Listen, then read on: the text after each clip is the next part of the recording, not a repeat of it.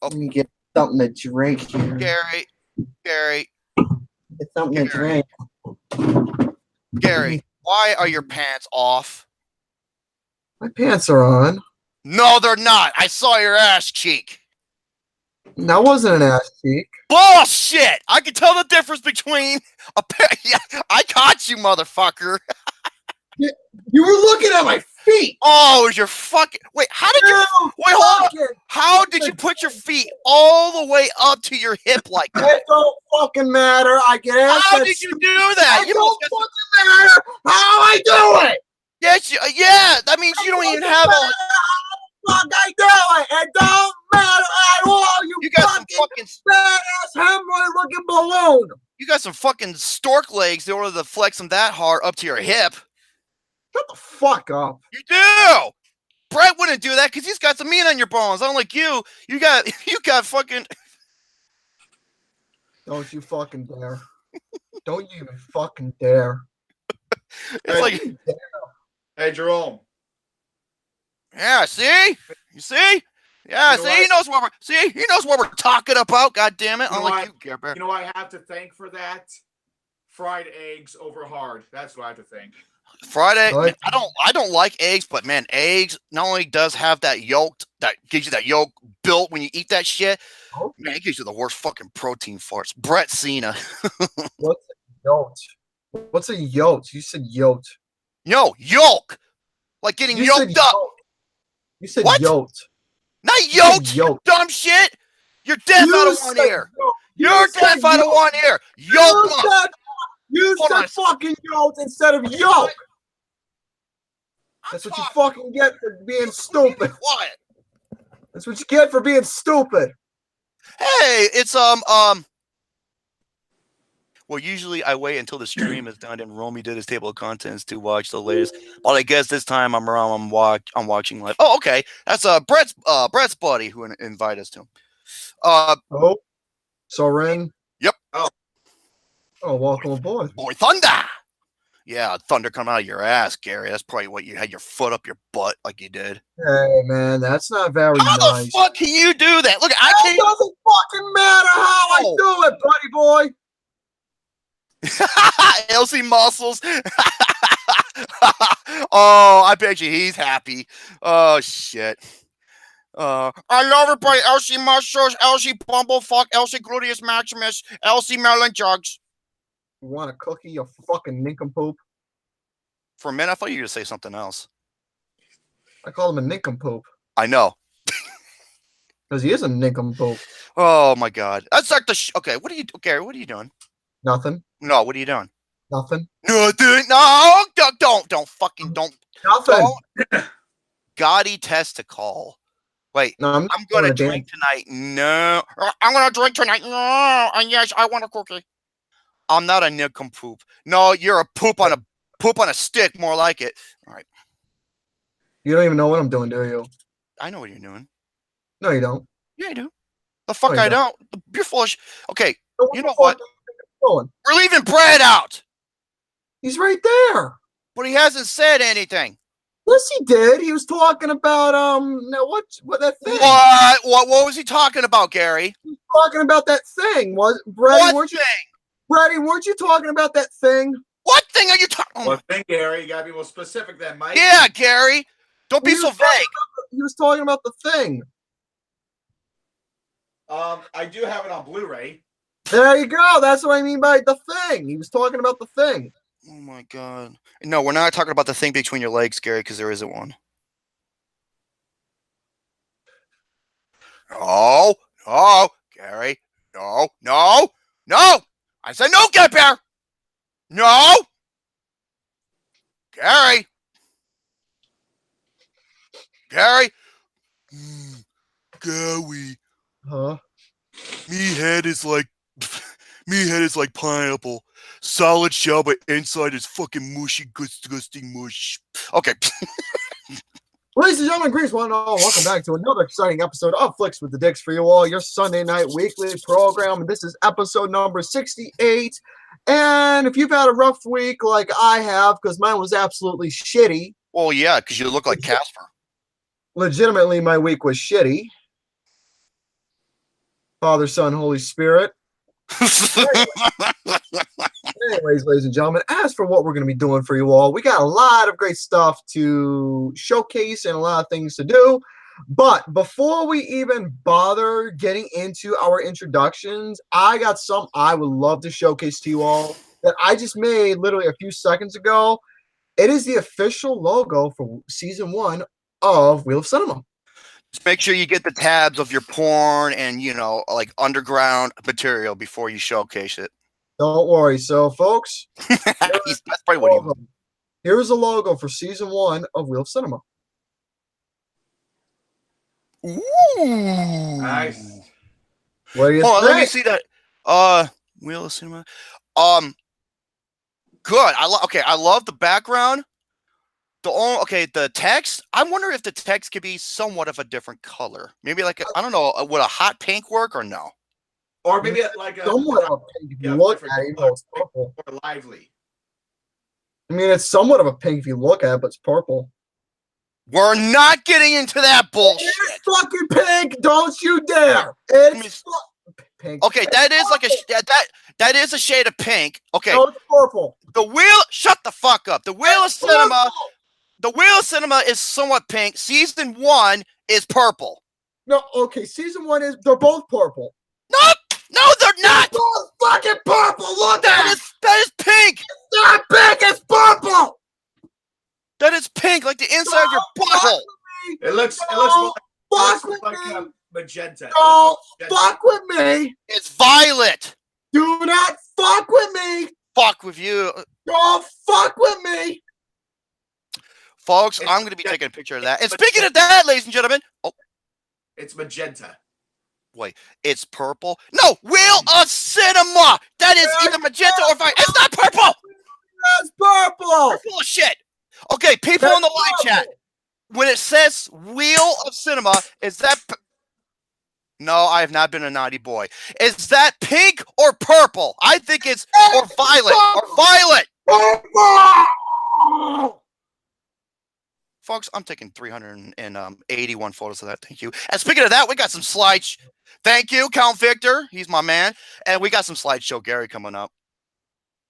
Yes, we got some slideshow going on. But anyways, ladies and gentlemen, as for what we got for our program tonight, a good plethora of topics, just as usual, with there being a normal episode and stuff, blah, blah, blah, blah, blah. And as for the topics I got lined up for you all, here is what I have in store. I have an announcement surrounding a movie that is going to be a remake, which I was quite surprised by. I found it bloody disgusting.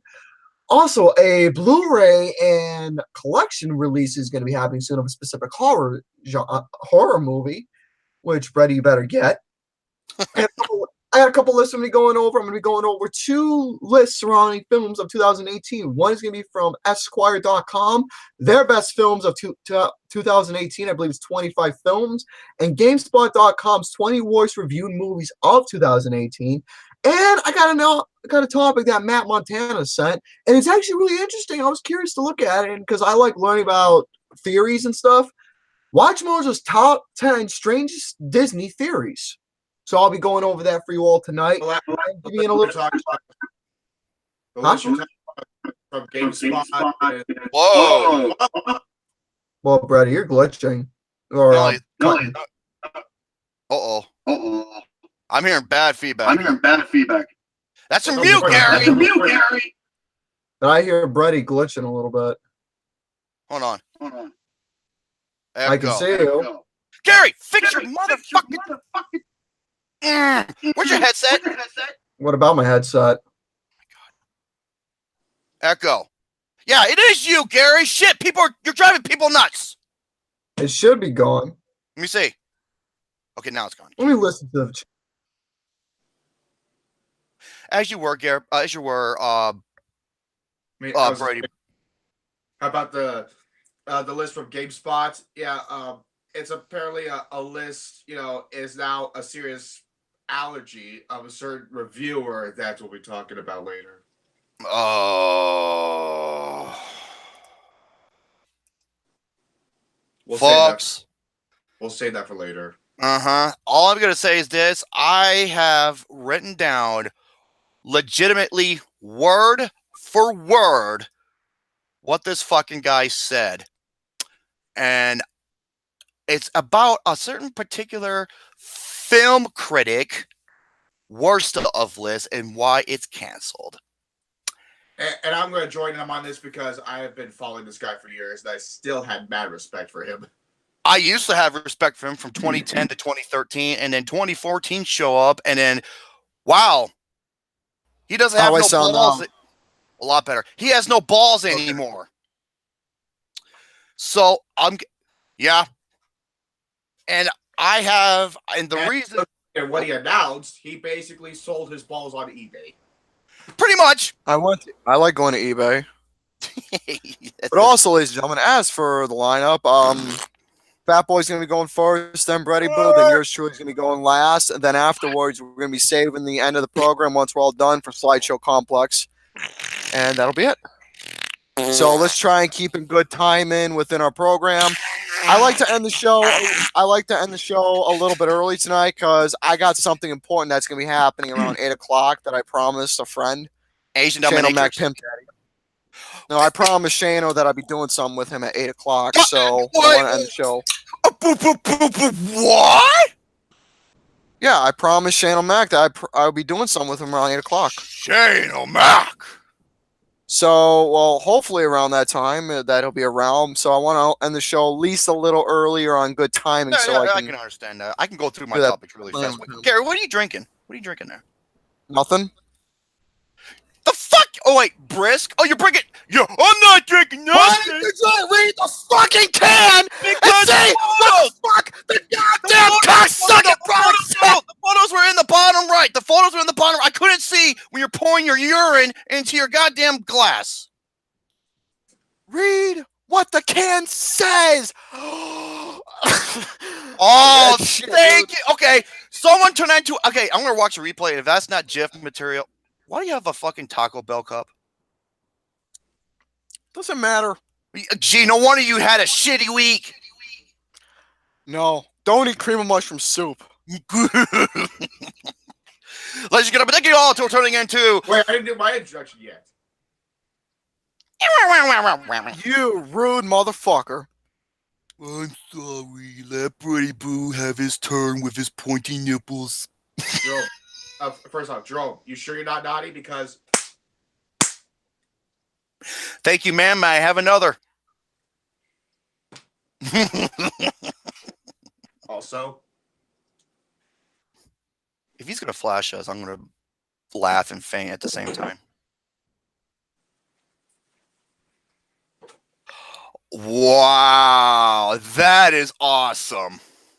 this is the month, folks. Something Sora. I have been waiting for over a decade after the second game. Mm-hmm. And now the wait is about to be fulfilled.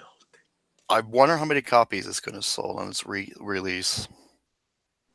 Oh, that's why I have a friend who works at GameStop, and I'm going to pay him to make sure that they don't get sold out. Because guess what? The Walmart, that the closest to Walmart, guess what? It's not a 24-hour Walmart.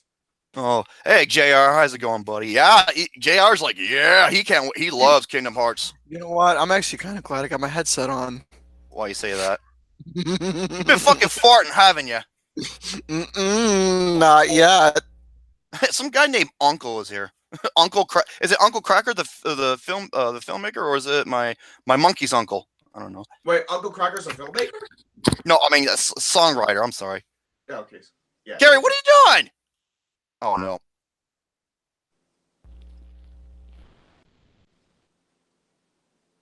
Ha ha ha ha ha! Fucking fail. Anyways, I didn't do. I'm just waiting to get prepared. Hey, Joey Acacia. He goes, what the hell did I just walk into? Garrison, the stink bomb Newkirk. Go ahead, Brady Boo.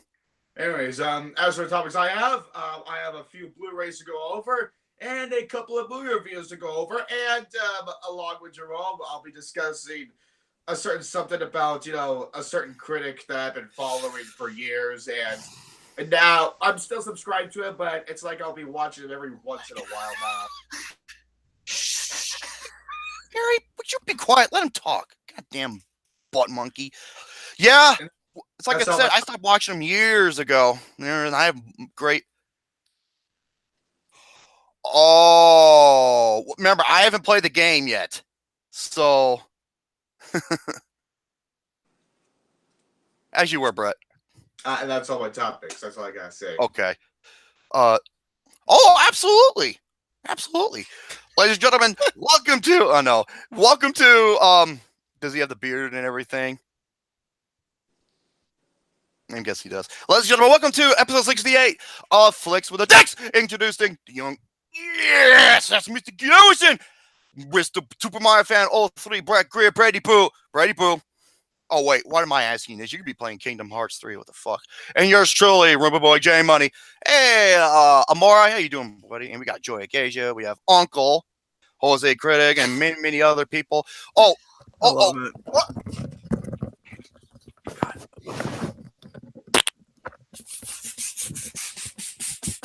That sounded like that sounded like an egg crack. Oh, I'm taking 297 photos of that. And here is what I have to offer, ladies and gentlemen. Go over the weekend box office. I haven't done that in a while. Going to the weekend box office, go over some news about the early buzz of How to Train Your Dragon 3, and a certain one of our fans actually saw it. Not once, but twice. Ooh, twisted nips. Also, sorry about that. That fart made me lightheaded. Okay. Also, Kevin Hart. I think we all know the story with that. I got a couple. Never mind. I just got a message. And I got a couple of lists from Watch-Mojo. This is sent from Alex Meyer. The 10 worst movie endings of the 2000s and 2010. I was going to have some movie games, but I like to save those when we have guests, and I have Slideshow Complex. And so, but don't forget, you also have like a certain reviewer about. And James Wan, I applaud you, good sir, because what he said was the truth. And I have a lot to say about this one particular film critic. Might as well get that over with. I'll be joining you for this one. You want me to do that first? Might as well get it out over and done with. Let's talk about that first. Ladies and gentlemen. Look, can I say it? Can I get out of the way? Because, I've been following him more than you recently. Oh, recently. I was to say, I've been following him since 2010, but yeah, go ahead. I still been following him like post 2014, and I just want to say this, because kind of personal. Okay, folks, we're going to discuss a little about, Chris Stuckmann. We all know Chris Stuckmann. He's like one of the biggest, internet movie reviewers on YouTube. He's ever. huge. Oh, yeah. One thing I always look forward to at the end of the year is his best and worst lists. Those are always entertaining to watch, to recap, all the good things and all the shitty things that he has went through all year. Because it's like, like a fun recap of both the good and the bad. But most recently, I've been watching his best of the year list. Oh, by the way, in case you want to know, Hereditary is his number one. Lame. Oh yeah. But so at the end of the video, he mentioned this. Oh, we're all waiting for his worst of the year list. And ladies and gentlemen, now the only thing I regret doing when it comes to this is that I had to go to his fucking video, which means I had to support this motherfucker, which makes me sick to my stomach. The reason why I wrote it all down, simple, so I don't have to play the audio and give him more viewership, and makes my stomach turn and give me the shits. Okay, yeah, because he is the drizzling shits to me. Yes, exactly. Ladies and gentlemen, at the 10:49 mark, at the end of Chris Fuckman's, I'm still calling him that because he still pissed me off for the shit he did, of Chris Fuckman's best of, here is his reasoning as to why he is not doing his worst of list anymore. And it pissed me off so fucking bad that it just makes him pathetic, lazy, and a hypocrite. Here we go. This is word for word what he says. I also want to briefly talk about one very important thing, and that is the Worst of the Year video. I've done one every year, but I'm going to be real honest and transparent with you guys because I believe that you would prefer that, okay? I haven't really enjoyed doing the video for the past couple of years. Now, stop right there. If he would have just said that, I would have been, you know what? I can't, hey man, that's how he feels. Hey, more power to him, you know? It's his reasonings that piss me off. Get ready for this bullshit.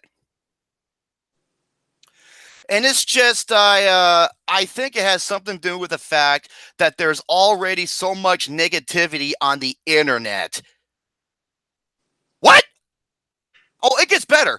And not only that, and so much complaining constantly and all this like fake screaming and anger about movies. Stop right there. Have you ever seen his review of the Emoji Movie?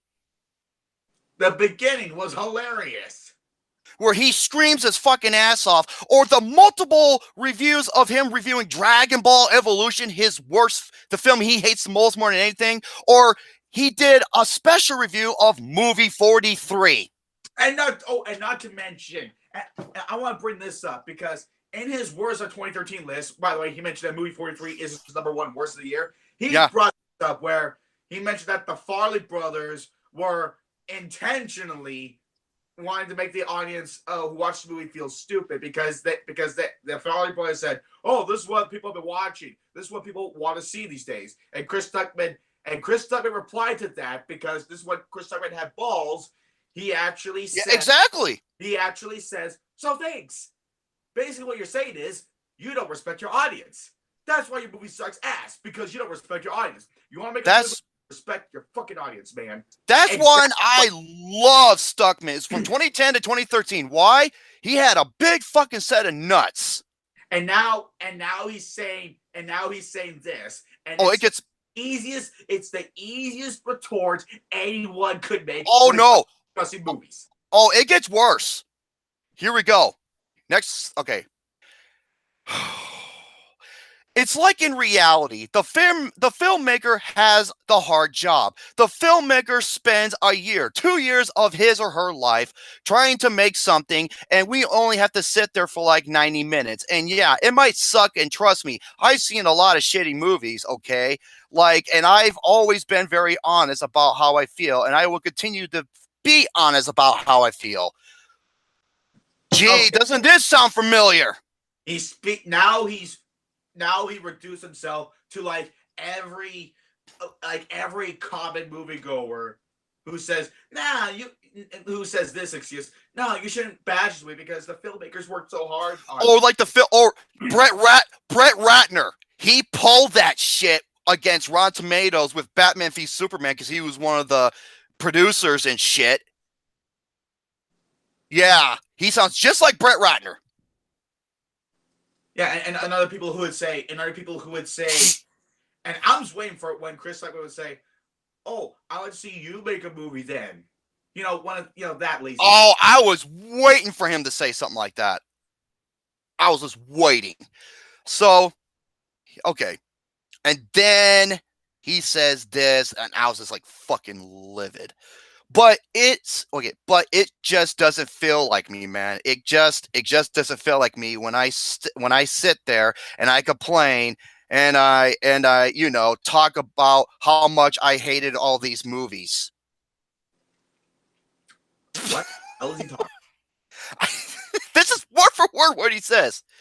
Okay, this is where he becomes fucking lazy. If you guys watch my channel this year, you know which movies I've hated. You know you can go to my F playlist, and if you listen to the audio commentary I recently posted on my channel, then you know what my pick for the least favorite film of 2018 is. Okay, first off, if you don't know what his least favorite, I'm just going to say it's The Open House, that Netflix horror movie. I haven't seen it, but I heard it's pretty awful.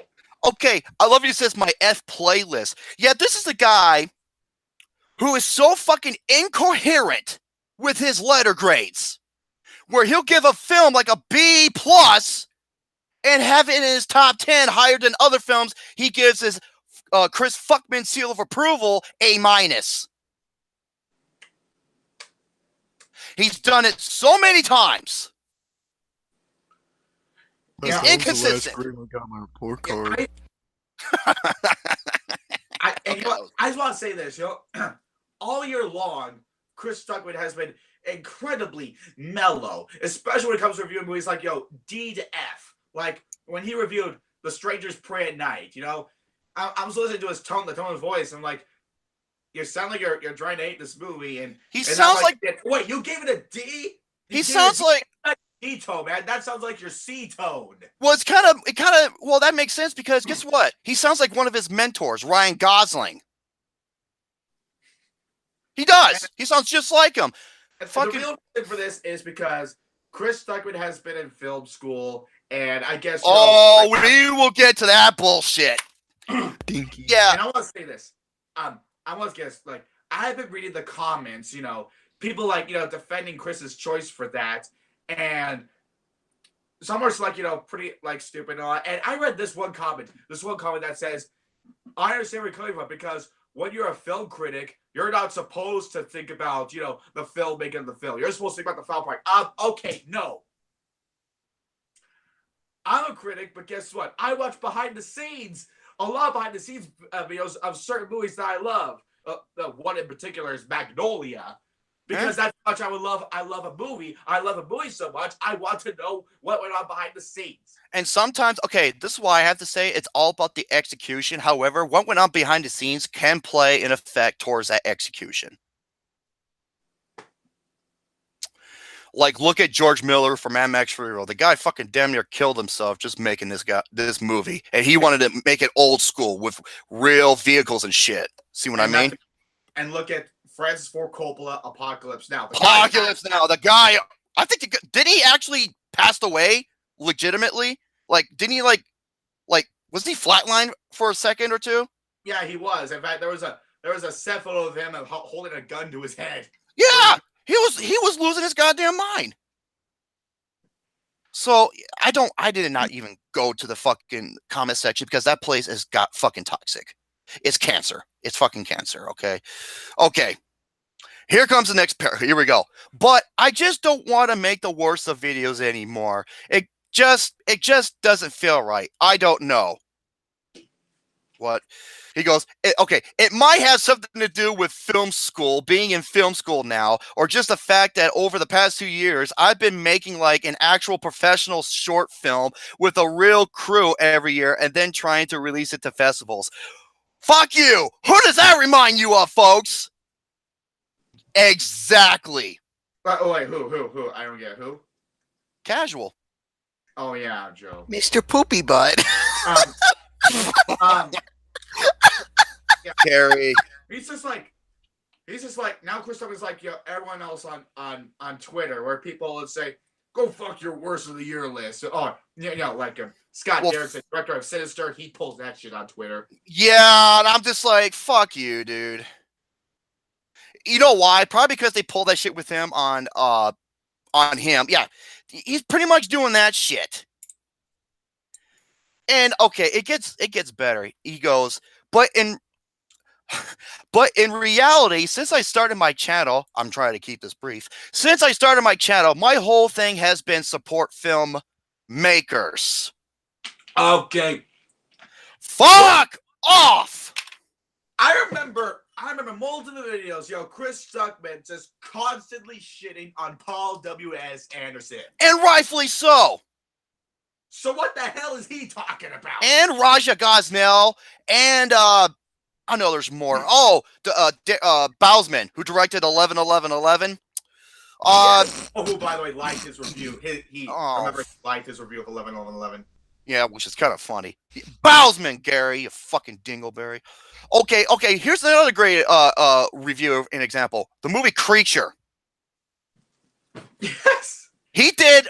It was no edits. He went on there and he kept it fucking real. I was just like, that's the Chris Stuckmann I know and love. If he reviewed Creature today, it'd be awful. All he would say was he tried his best. Okay, he tried his best. It was a big opportunity, and well, he didn't do it. Okay, let me give you an example.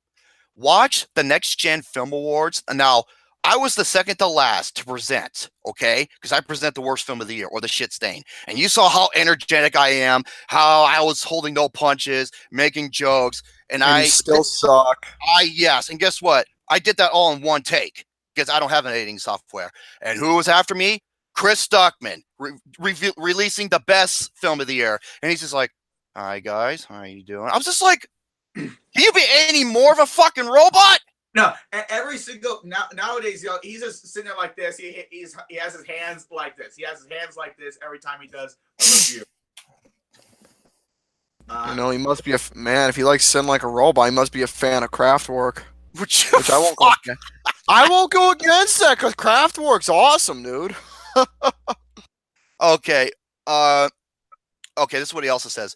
Like technically, yeah, I'm reviewing movies and I'm a member of the BFCA. I don't know what the fuck that stands for. The Butt Fucking Cocksucker Association. And I'm a film critic and all that. You sure about that? Because film critics release their worst of the year list. But I was a filmmaker when I was a kid, making shitty amateur movies with a VHS cam. Yeah, so was I, but there were different types of films with my friends. That's where my brain's really. And so I've always wanted to support filmmakers, and so you actually are supporting filmmakers by telling them, hey, fuck off, your shit is garbage, and telling the underappreciated ones like Leigh Whannell for Upgrade and others who deserve more praise. Hello, Right? He's full of shit. He's pulling his fucking film school filmmaker bullshit. Oh, I guess he doesn't want to release any more negativity on the internet. And we're just fake screamers. No, because the movie pissed us off. No, I want to say this, yo. He says, now Chris says, well, this is not me. Well, guess what? I guarantee you, next time he reviews anything by Paul W.S. Anderson, he's going to go easy on Paul W.S. Anderson. I was like, no, Chris, that's not you. Yeah. And if it was Nicholas Winding Refn, he'll always give him a fucking pass. Don't matter what the film is. And then he says this. And then he goes, so I've always wanted to support filmmakers, and so I don't know. Then what the fuck was all this rambling about? I just don't really feel like making the worst of lists. You could have just fucking say that. But no, you had to fucking run your mouth with all this stupid gibberish bullshit and make an ass out of yourself with such plot points that, would you be quiet? That with his elements and his points that he's making that make no fucking sense. Okay. And then he says this. This is a clusterfuck. I could make one. I can make a video. It would get probably over 1 million hits. It would probably give me a lot of monetization, and I make more money off of seeing other people's bad movies and then talking about them a second time. But you did that for the best of, so what's the difference? And why don't you make that fucking money? But no, you'd rather be a lazy bum.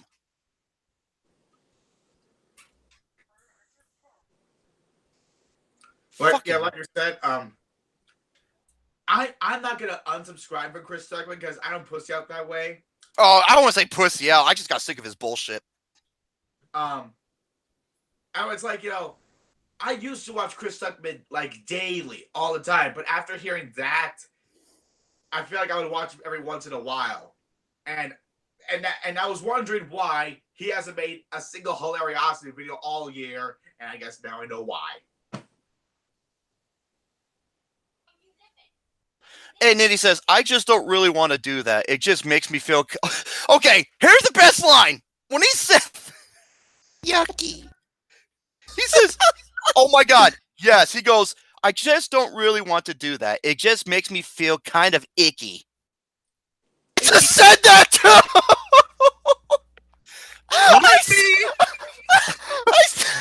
I said yucky. Okay, let me repeat that. I just don't really want to do that. It just makes me feel kind of icky. So, why do you think reviewing doing the worst of this will give you cooties? Fuck out of here. Yep. Okay, and that's just the honest truth, and I hope you guys are okay with that. If you would have just said, "Hey, I just don't feel like doing that. I just don't enjoy them, and that's why I don't want to do them." Hey, man, I can't do that to him.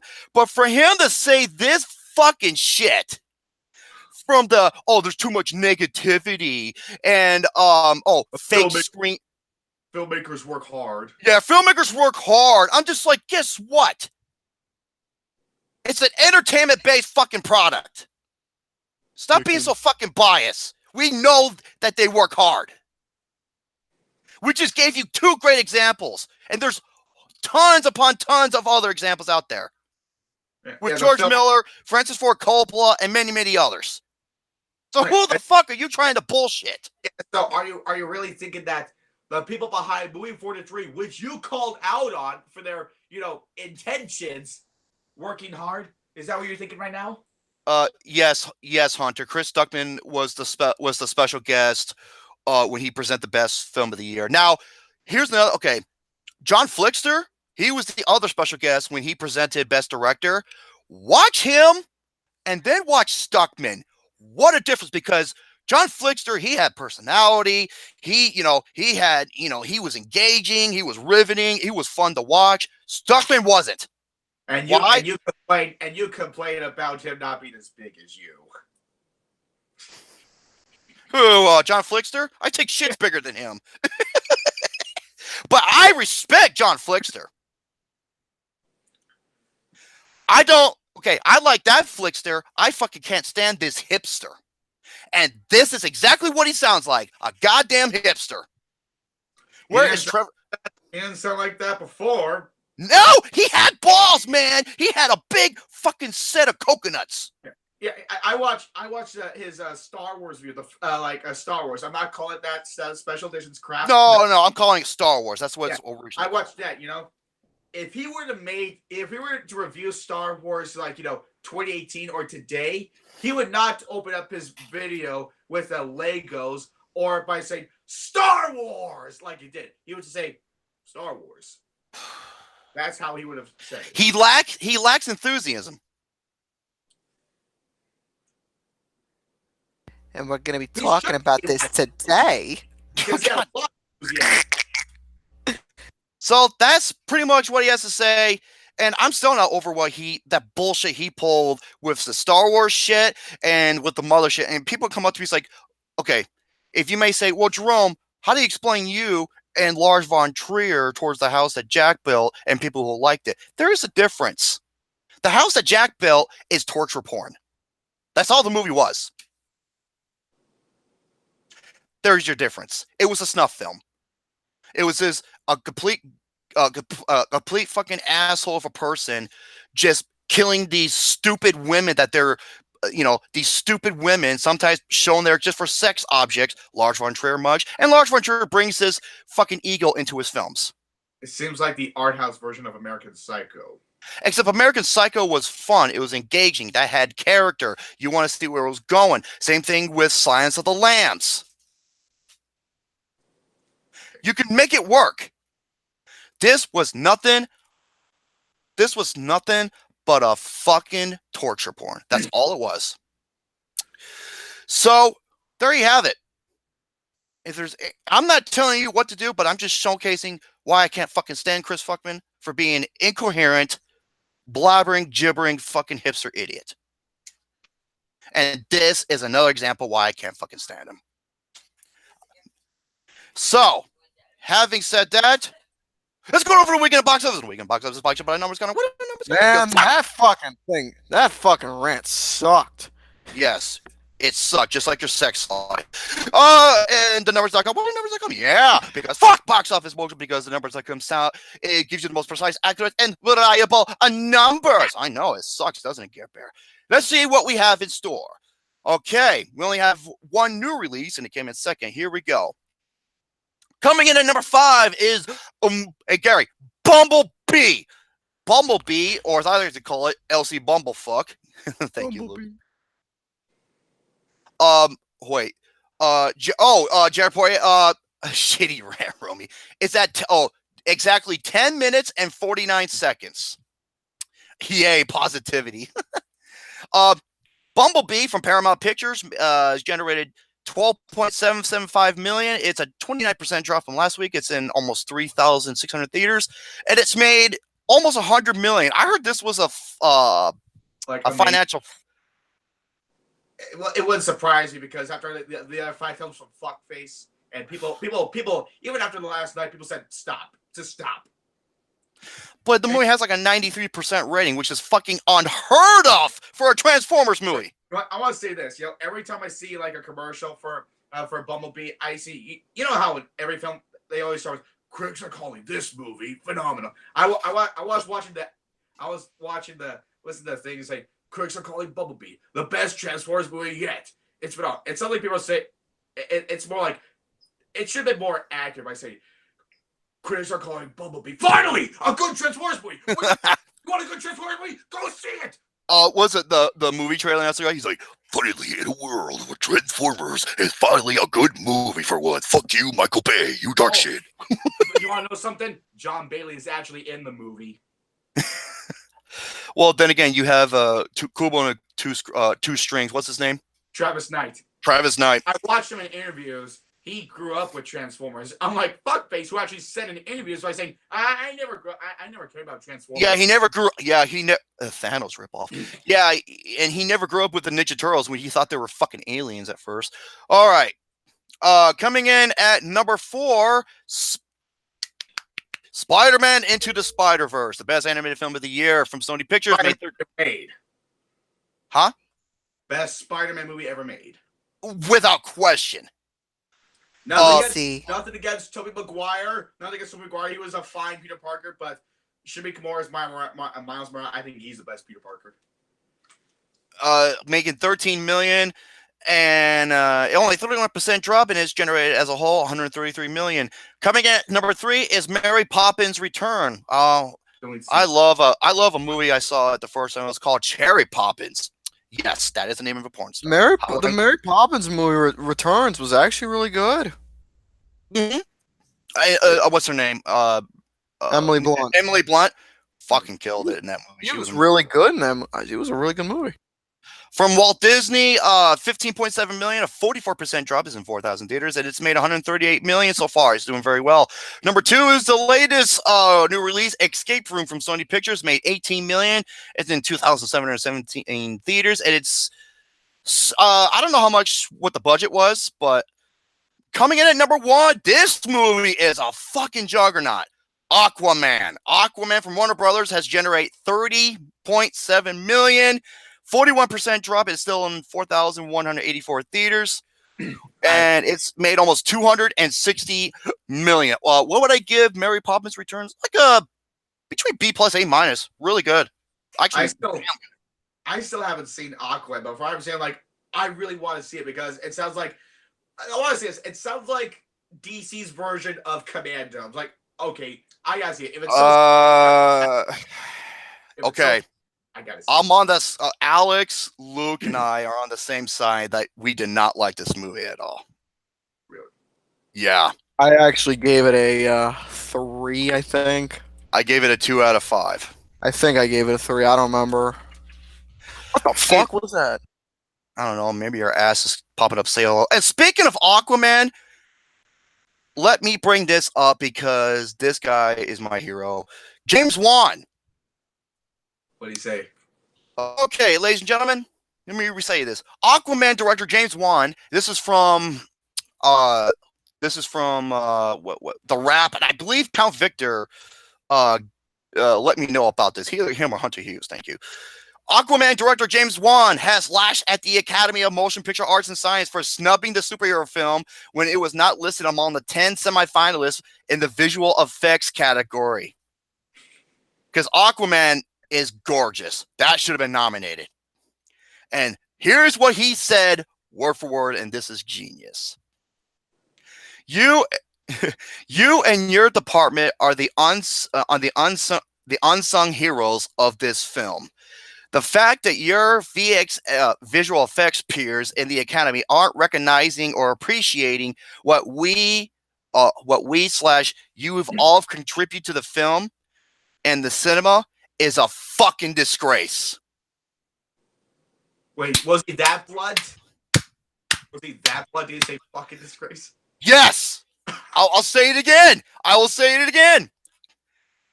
He calls the visual effects Oscar snub and the people who weren't recognizing it a fucking disgrace.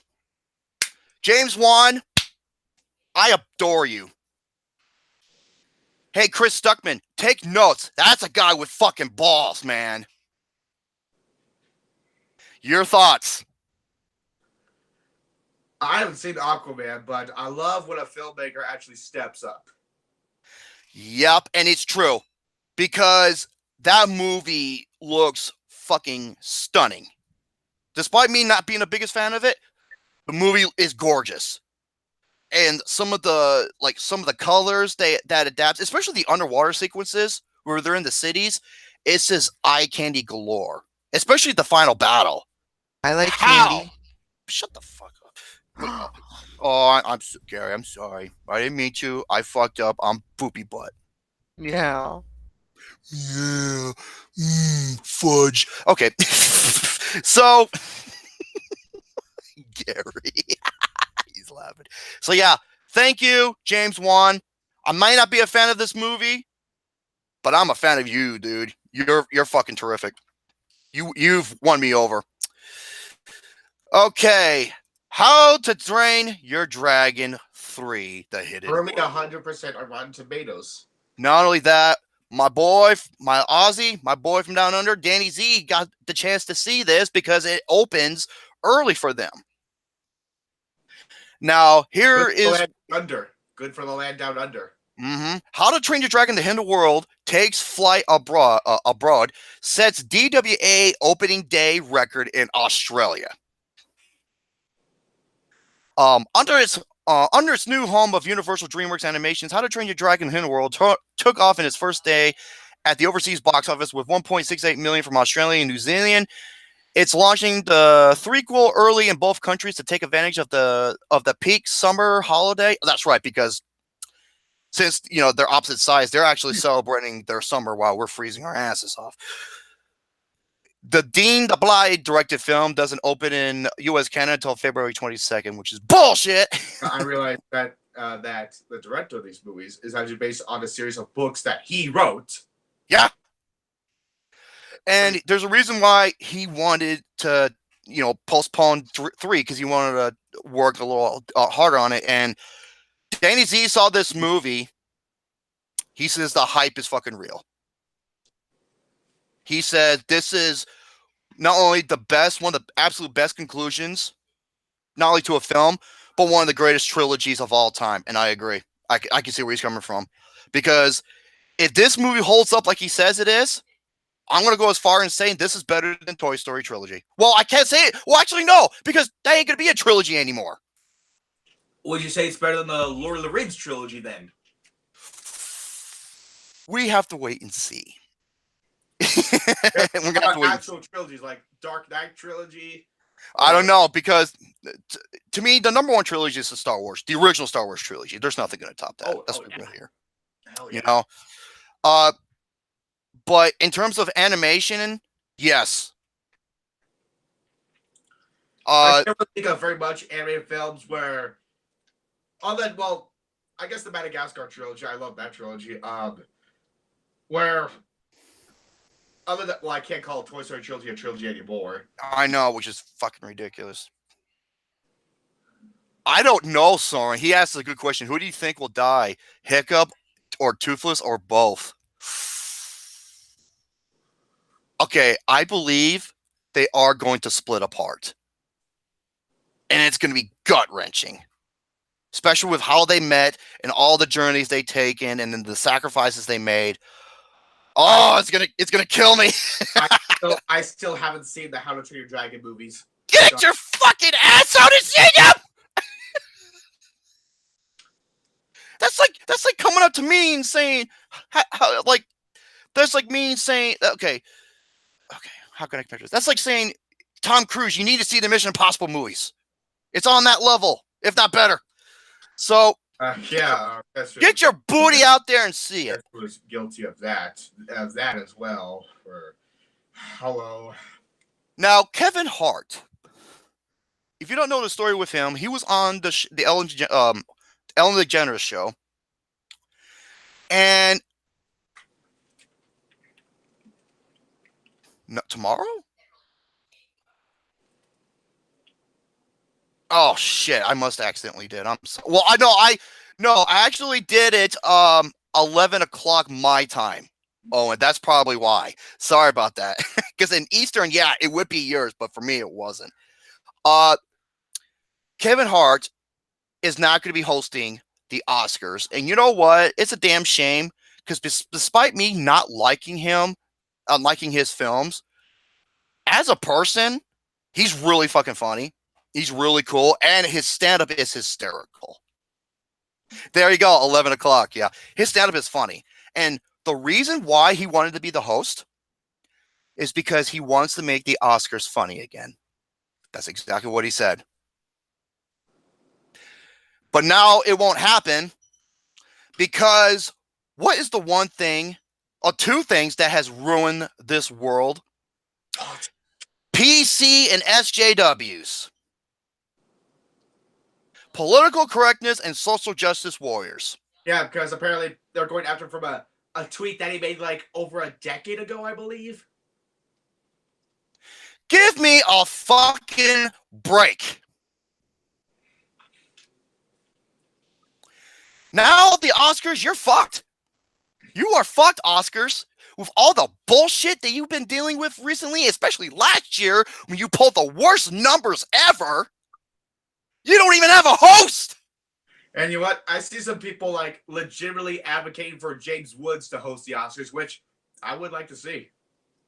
Oh my God. No, but the problem with the Oscars is this.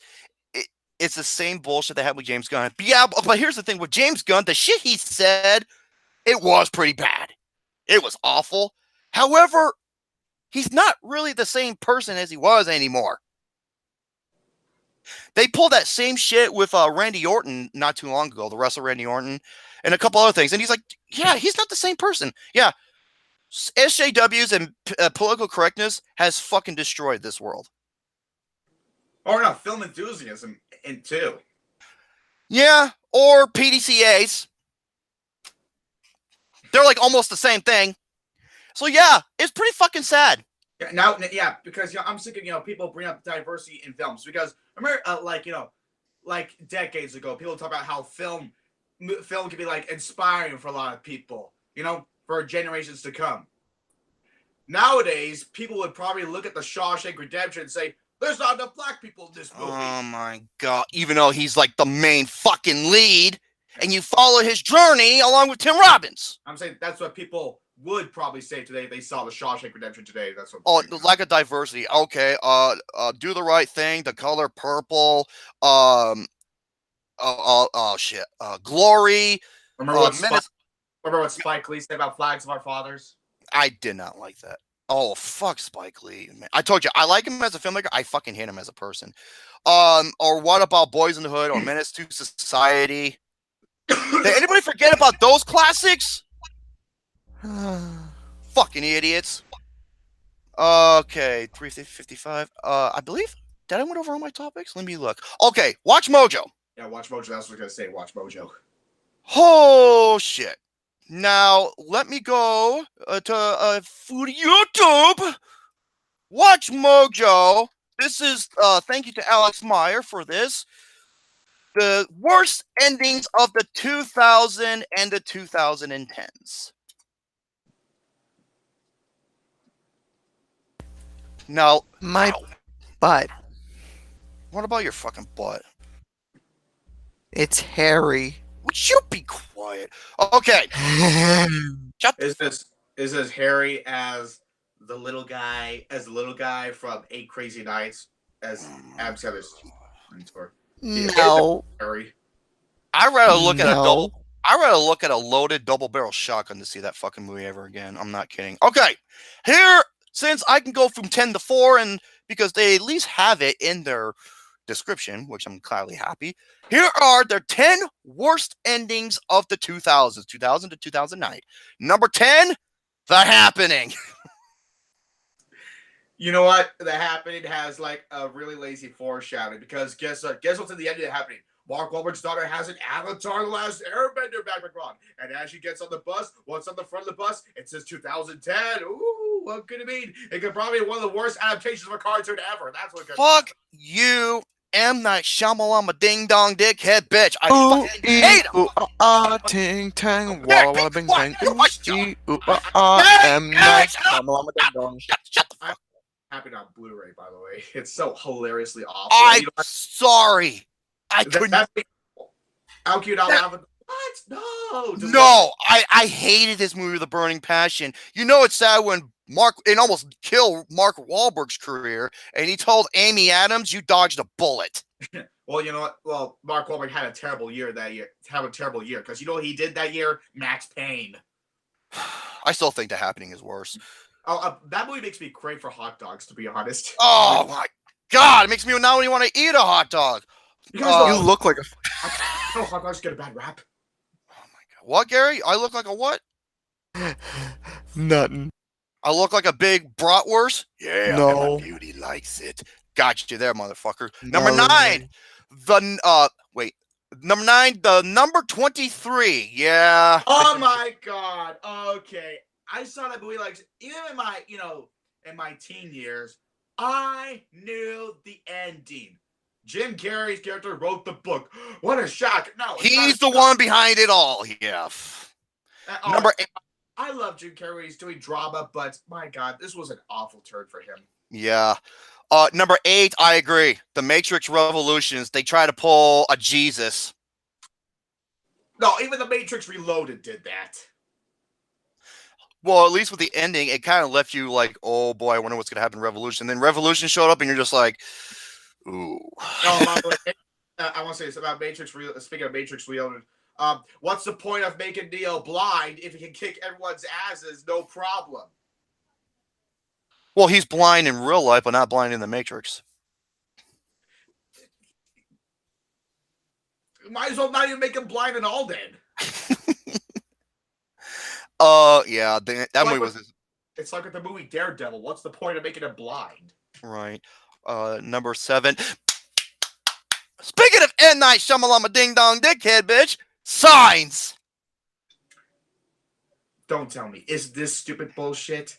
Yep. How can the aliens want to invade us if they don't like water or they can't go through wood? They don't have the technology to do their research. Yeah, because they're stupid. They could just come to Earth and harvest us. They didn't know what their weaknesses is. They have those. If they didn't even know themselves, that just makes them even more dumber. Not to mention the aliens can break through wood. Yeah, but they don't.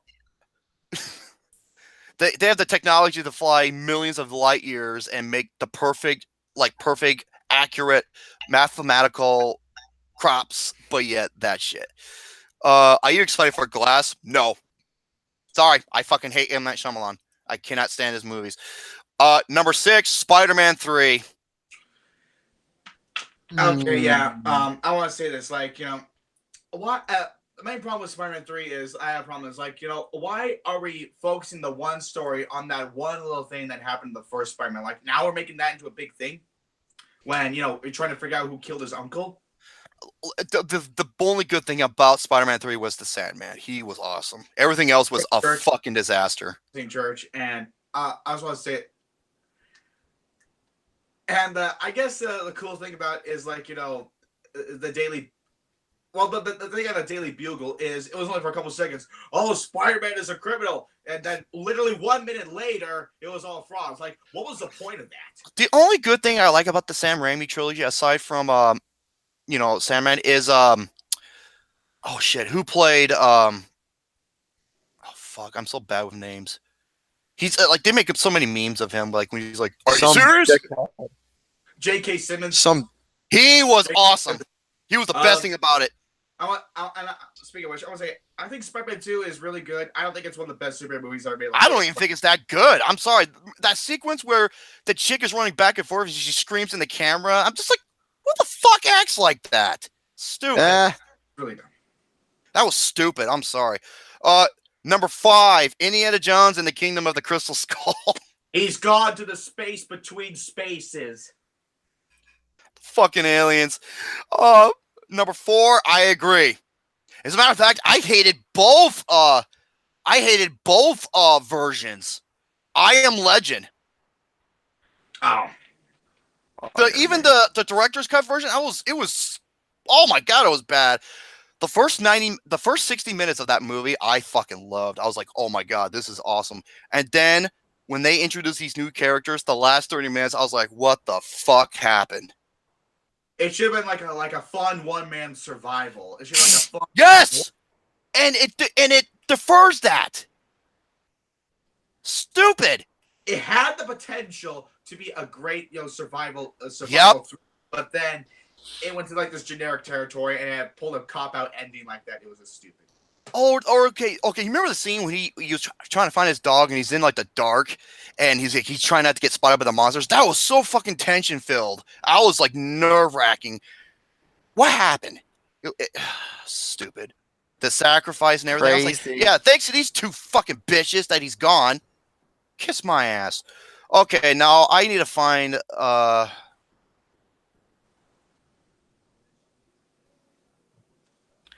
You need to find your medicine. Be quiet.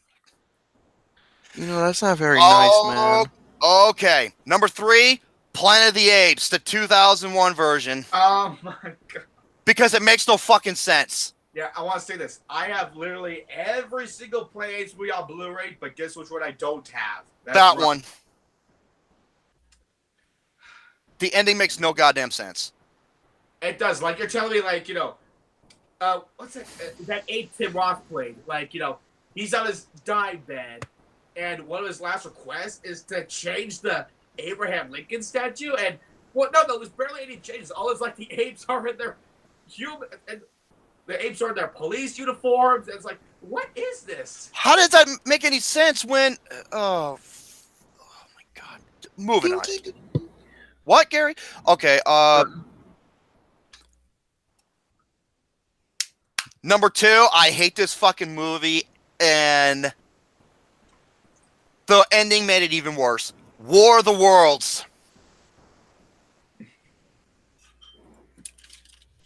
Wow. I don't think it's an awful Spielberg movie. To me, I think it's his worst film. I will say, if it was just about, Tom Cruise and Dakota Johnson, trying to struggling to survive this alien war, leave out the, not Goku, then it would have been like a perfect film. To me, that's like one of Tom Cruise's worst performances, and Tim Robbins. Number 1, I don't know if you want me to go through the honorable mentions, but no, I'm not. Go through the honorable mentions. Nah, fuck it. We're at 6 o'clock now. Number 1, Rat Race. That's a comedy, right? Mm-hmm. I haven't seen that one. Now, let me go over this one really fast. Now, this is the 2010 version. I'll just go over these real quick. Here we go. I'm looking at them right now, and I can agree with some of them. Is this the worst endings or the... Say, of the 2010 so far. Here we go. Number 10, I agree. It ruins the whole fucking movie. Lucy. In the sky with diamonds. Be quiet. That ending was just so laughably dumb. Like, what were you He turns into a fucking mainframe. What were you thinking, Luc Besson? Well, I don't like Luc Besson at all. I think he's garbage. Except for Leon the Professional. Leon the Professional is a masterpiece. Everything else, I fucking hate. Number 9, Luke Nukem's ready to explode. Sucker Punch. That movie is garbage. It's like a video game, it's like a bad video game. Which That's makes she's doing a burlesque dance, which transforms her into like a ninja fighting fucking like these monsters and shit. I'm like, what the fuck? And it ends with her getting lobotomized. That's the beginning. That's the beginning where we question Zack Snyder's talent rather than praise him. No, I can't stand the Fifth Element. I thought it was corny and over the top and stupid. I wouldn't mind it, but Chris Tucker kind of ruined the movie, and I love Chris. Oh, Tucker. he was obnoxious. Number 8, Now You See Me, the magician film. It was a fun movie, but the ending was pretty dumb. The Eye, yeah. Number 7, The Snowman. I haven't seen it. All I know is like they only fit like 20% of the movie. Harry Hole. Number 6, The Book of Henry. I've never seen this. I haven't seen it. Yes. Harry Hole. Number what the fuck, Harry? Number 5, The Twilight Saga Breaking Wind Part 2. Yep. Yes. That fight sequence was awesome, then it turned into It turns into a fucking memory. Or no, it was a vision. a vision. I was like, get your Notre Dame bitch ass out of here. Number 4. Imagine if I'll say it's like, imagine if, in the first Die Hard, as John McClane was shooting Hans Gruber off the building and saving his wife, Bruce Willis wakes up in the plane that That would have been the worst fucking ending ever. would have been, yeah. That would have been a total Definitely. Number 4, this is one of the biggest fuck you endings I think I've ever seen. This was just utterly pathetic. Number 4, Remember Me. Remember Me. Robert Pattinson. He plays this fucking emo bitch. Yeah. And the way it ends... Whoa. Hold on, who's got the feedback? I knew someone's having because when it says like, oh, 2001 New York. Oh, 2001 New York. I know where this is going. I was like, wow. Hold up a second. Testing. It's you, Gary. Sorry. Dude. It literally, it just uses 9/11 as a plot device. I was like, fuck you, movie. What, Gary? Gary, what are you pissed off for? You just had bad feedback, and I just had to mute you for the time being. Relax, dude. Now let me see what their number 3. Number 3. Number 3, Jack and Jill. One in the top 5 worst movies of all time. That ending scene where Al Pacino's talking to Adam Sandler about the coffee shop scene, like Martin Scorsese. I am so glad you casted Al Pacino in your movie. That's like, what has he done since? What has he done? Because this movie fucking ruined him. He's been like, smaller films that no one ever talks about as much as other films. But then here comes Scorsese to the rescue. Number 2, 2015 version, Fantastic Four. I know what to call us. And then the movie just blacks out and says, Fan Four Stick. Like, fuck you. Oh, speaking of blackout, number 1, The Devil Inside. The Devil Inside. Oh, that lazy found footage version of The Exorcist. Okay, there's a couple of films missing. Where is Nymphomaniac Volume 2? Where is Safe Haven? Trying to think of other, like stupid endings there. That's it for my topics. Unless you want me to go wait for Slideshow Complex towards the end. Actually, I'm gonna wait that towards the end. So go, huh? Yeah, go ahead. Yeah, I'm all done. All right, let's start with Gary. Blu-ray. Gary, turn on your mic, dude. Hold up a second. Gary, why are you getting upset? Hold on up a second.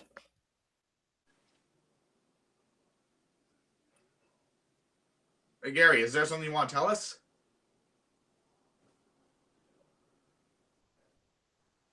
Nah. I said go ahead. Oh, wait. Okay, so, Jerome, are you muted? No. Okay. Okay. All right. Go ahead, good sir. All right. Let's start with good old Blu-Ray Brett here. I got 3 Blu-rays to show you. First I have here is one of the best remakes ever made, even though I have not seen the original. And that is James Mangold's version of 3:10 to Yuma. That was on my top 5 of the year. I love that movie. Yeah. And people praise this movie, but I don't think people give enough praise to the performances, in particular Russell Crowe, who is a awesome villain.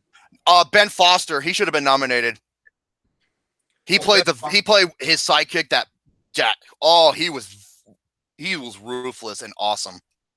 Yeah, Russell Crowe and Christian Bale is an awesome hero in this movie. Oh, and the ending, it just sinks your heart. Oh my god. So good. 3:10 to Yuma is one of the best westerns ever. Thank you. And James Mangold, I love James Mangold, man. He's a director who doesn't get enough credit. He's Logan, 3:10 to Yuma, and one of the few good non-Rambo and non-Rocky Stallone movies, Copland. Yeah, pretty much. Yeah, 3:10 to Yuma, great western. Next is one of the best. Hey, what's up, Mick Rock? How you doing, buddy? Go ahead, buddy. Next is one of the best baseball movies out there, A League of Their Own. Yeah. First off, rest in peace, Penny Marshall just passed away. She did that movie. She did Big. She did a couple other things that were just... Awakenings. Man, she's so good, dude. She's a lot more talented than her brother. No offense to Gary. Well, okay. Gary Marshall's earlier career was great. His later career, no. Well, he was great. He was great with TV. He created Happy Days. And he did, Pretty Woman. He helped Robin Williams and a couple others. He actually helped Anne Hathaway, with their breakthrough as well.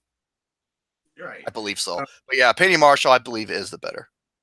A League of Their Own is one of 2 times where I could say, wow, Madonna's really good. Yeah, when she's not fucking animals or sucking the horse's donkey dick. I'm talking about her film career. Her film career is awful. Yeah. But Madonna, I call it sheer luck. A League of Their Own, I call it sheer luck for Madonna. This movie is funny and it's very quotable. Of course, the famous line, "There's no crying in baseball."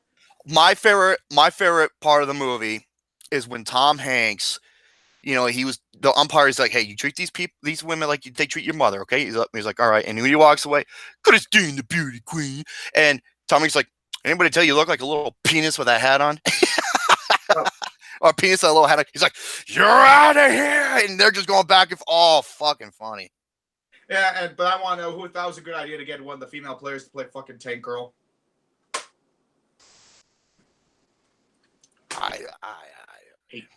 That's one of the worst comic book movies ever made. It is. It's fucking awful.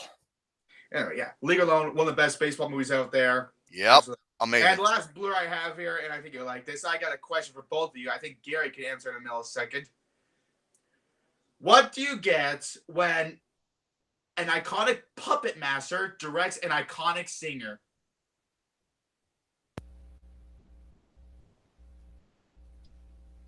The only time I remember a puppet master directing a singer is Frank Oz for Little Shop of Horrors. I hope it's that. Labyrinth. Oh.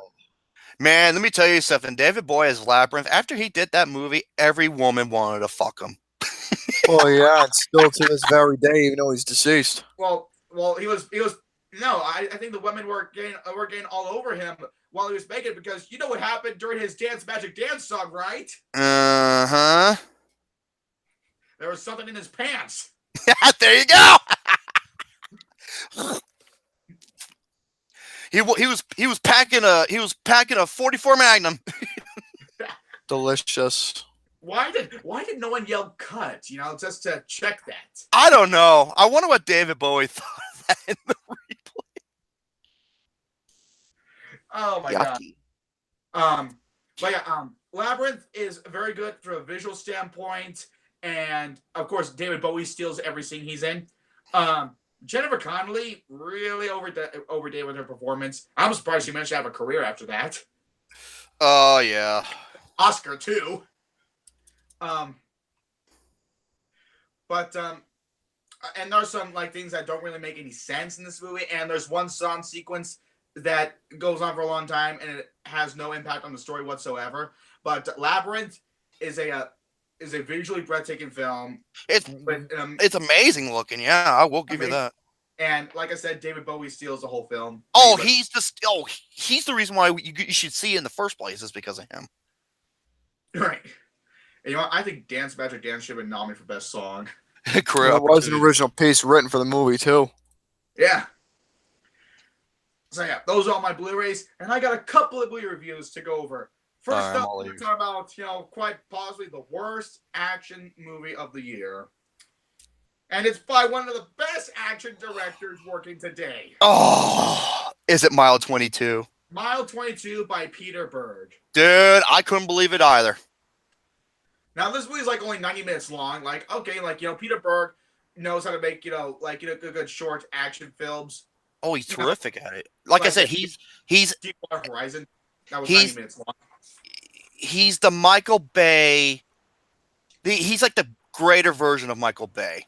Or he's it's everything that Michael Bay tries to be but fails pretty much. And you want to know how awesome Peter Berg is? He even admits that Battleship was a total failure. Yeah, absolutely. And he did Battleship so he could make Deepwater, or make a Lone Survivor, so he could have the money to make a Lone Survivor. Well, he made 3 awesome movies back to back. He also gave The Rock his breakthrough with The Rundown, which is an awesome action movie. Yeah, and then he did The Kingdom with Jamie That Foxx. is an underrated movie. That movie is awesome. I love The Kingdom. This, I'm going to be honest, this is worse than Battleship. Oh, it's way worse than Battleship. Because, first off, Mark Wahlberg should be awesome. Mark Wahlberg was always awesome in films, even in not so good movies. Well, actually, no, Transformers, he was awful. But here's the thing, though. I guess the one thing on Mark Wahlberg's mind is this: hey, if people love my performance in The Departed, where I was an asshole, surely maybe I could double my asshole performance in this movie, and people love me even more. But here's the thing, though, with The Departed, he was a lovable smartass. I was gonna say he was like Deadpool, where he was a lovable smartass, and everything he says is absolutely true. You calling us cunts? That was great. Fuck you. Fuck your mother. How is your father? Good. She's too busy fucking my mother. Yeah, he's a funny asshole in this movie. He's hilarious. Yeah, but here in this movie, though, you want to know how I noticed how big of an asshole he is? Get this. He ruined Ronda Rousey's birthday by just sliding the cake off the table. At first, he says, "Oh, happy birthday." And he just slides the cake off the table. He's a fucking cocksucker in this movie. You ruined Ronda Rousey's birthday, man. Yeah, even though realistically Ronda Rousey could fucking judo flip and break his goddamn arm. Talk about having a slice. I was waiting for her to pull one of her MMA moves on Mark Wahlberg. What could she have done with Mark Wahlberg? I told you, because she's got a black belt in judo and jiu-jitsu. She would take him down, put his arm in an arm lock, and snap that fucker like it's nothing. Yeah, and another problem. This is the biggest problem I have with the film. You can barely see what the fuck is going on. The action. Oh my god. Did he take lessons from Olivia Megaton? Okay, dude. Here's a scene that blew my mind. It was when they're all in a car, right? Mm-hmm. And they were totally surrounded. And they literally got out of their car, and almost all of them went into the building. I'm just like, you could have fucking killed them right there. And what leads to that scene in the building is multiple cuts that are not even half a second long. The worst is the bakery fight. That is one of the worst. Bakery fight. Wow. This is not like Peter Berg. They're multiple cuts that are not even half a second long. That's what I'm saying. At least with Battleship, you can at least see what was going on and actually look decent on screen. But this, oh my god, it was like the final chapter all over again. Okay. And don't get me. The only good thing about this movie is Eolikis, whose his first action scene was badass, and I liked him in the movie. That's it. And don't get me started with that shitty fucking ending. Yeah, that ended. It was like, wow, didn't see that coming. God, I was so fucking lazy. Peter Berg, you're so much better than this dude. Yeah, Peter Berg, you make like some of the best action movies of today, and then you make like a stereotypical generic thriller with lazy cuts. Like, Olivia, this is anti Paul Greengrass level of shaky cam work. Oh my God. It's like only Paul Greengrass knows how to work shaky cam with his movies. Mile 22 is an overall, not only a colossal letdown, but an overall mess of an action film with literally only Mark Wahlberg's dialogue is just him being a total asshole. I couldn't stand him in this movie. And Peter Berg is actually, he makes a cameo in the movie. What did he play? I missed Okay, you remember that pointless subplot with that woman and her family? Oh yeah. Remember when she calls and guess who appears? That's Peter Berg. Yeah, and her subplot goes fucking nowhere. Oh my God. Just so Peter Berg can throw himself into the movie. I'm like, dude, he's so much better. And the reason why he wanted to make this movie is because of the Ray 2 and Elo Ikeus. He said it himself. I'm like, what the fuck, dude? Looks like he needs some milk that night. I don't remember the Raid 2 having, shaky cam and lazy cuts. Well, because the Raid 2 is arguably the greatest action movie of the decade. Yeah. So yeah, overall, Mile 22 is just, an overall shitty film, worst action movie of the year. Thank you. It's awesome. My pick. Like Gary. I didn't say anything. Oh, I thought you were laughing. And I have one more movie to talk to you guys about, and that is none other than Bohemian Rhapsody. This is going to be an interesting take because... Okay, first off, I want to say this. What kind of backwards-ass world are we living in where Lord and Miller directed most of a solo of Star Wars story, Ron Howard only came in to finish it, yet he gets the credit, and yet Bryan Singer directed most of Bohemian Rhapsody. Dexter Fletcher only came to finish it, yet Bryan Singer gets the credit. That's Hollywood, my friend. It's stupid.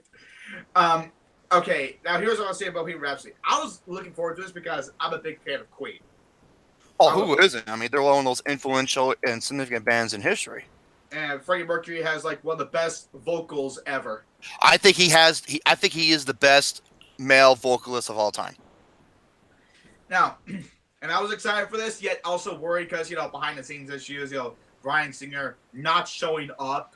Oh, he pissed off a lot of people. Yeah. I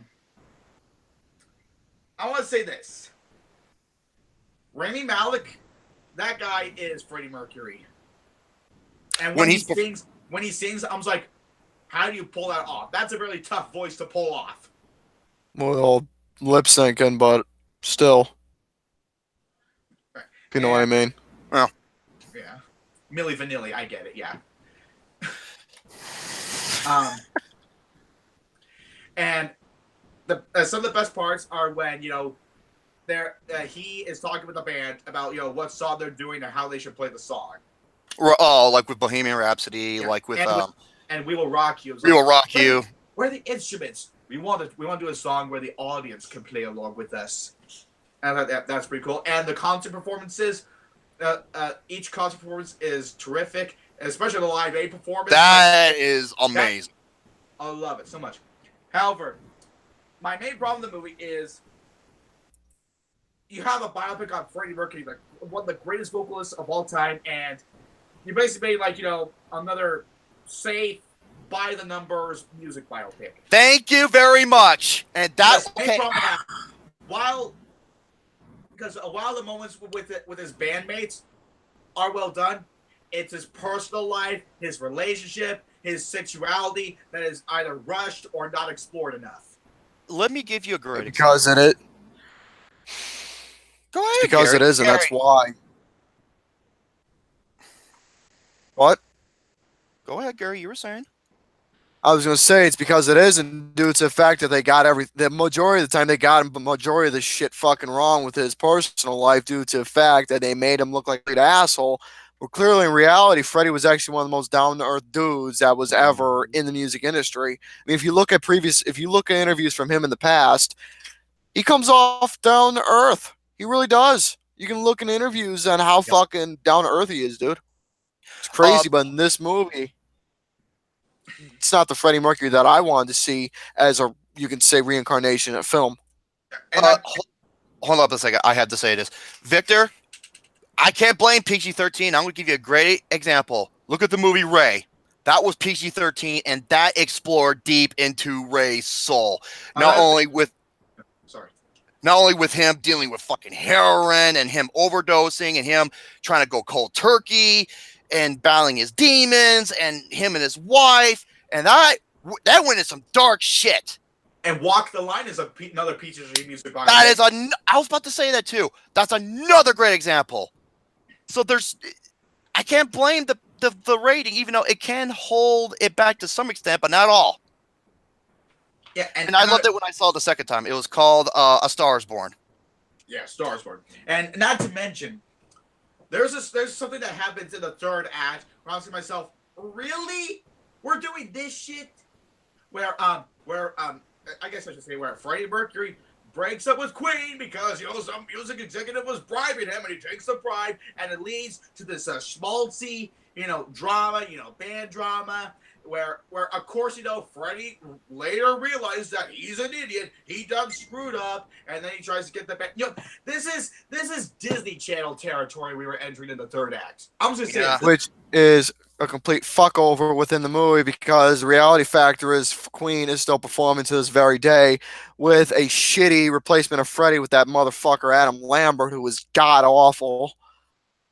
I'm serious, he is fucking god awful as a frontman for Queen because it's not the Queen that we all know and love. If you want to check out a guy who is Freddie Mercury, a reincarnation, his name is Mark something. He does his own band called it's a tribute to Queen called Bohemian Rhapsody.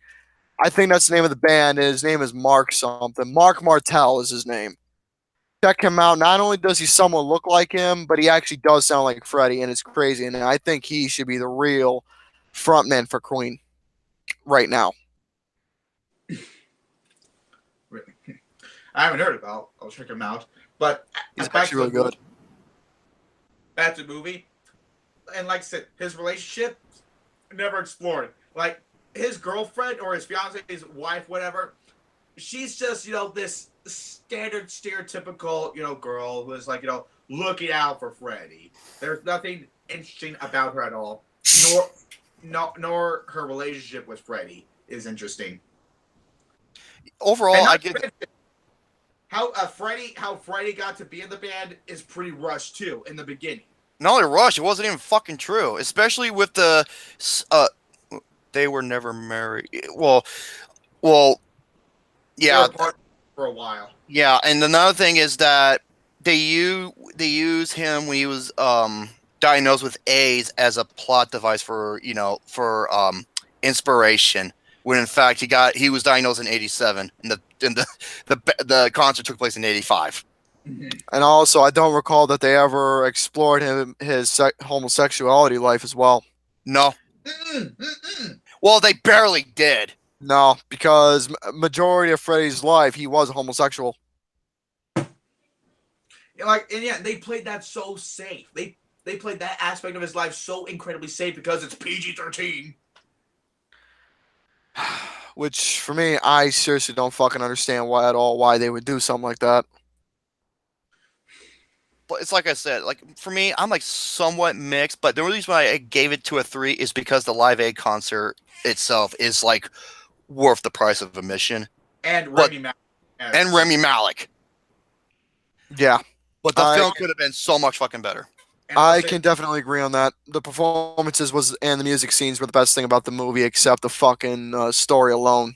Oh, the story I was just like, really? And there was only one reason they got Mike Myers in this movie. I can only think of one reason why they casted Mike Myers this movie, because of that scene he did in Wayne's World that involves Bohemian Rhapsody. That's the reason why they casted him in this movie. Yeah, and guess what? His character never existed. No, that's another thing that was a total bummer. They just made something up. And by the way, the band never broke up. Yeah, in the movie, I- it's because of Freddie Mercury and him being a diva and being selfish is why they broke up. Wrong. Yeah. That's what I'm saying. Like, wow, you're making a Queen biopic, one of the greatest bands ever, and then in the third act, you throw this Disney Channel bullshit at us. Wait, I wonder Yeah. why this movie quite did. pathetic. Wonder why this movie did so well because it's a Queen biopic and Queen Of course, it's gonna do well. it's a Queen biopic. That's why. It's like if you ask why a biopic on Michael Jackson did so well, why do you think it did so well at the box office? Yeah. God, I can only imagine what they're gonna do for a Michael Jackson biopic. I can seriously only imagine. Besides, who the hell would even play as Michael Jackson? That's the real question. That would be the most important choice,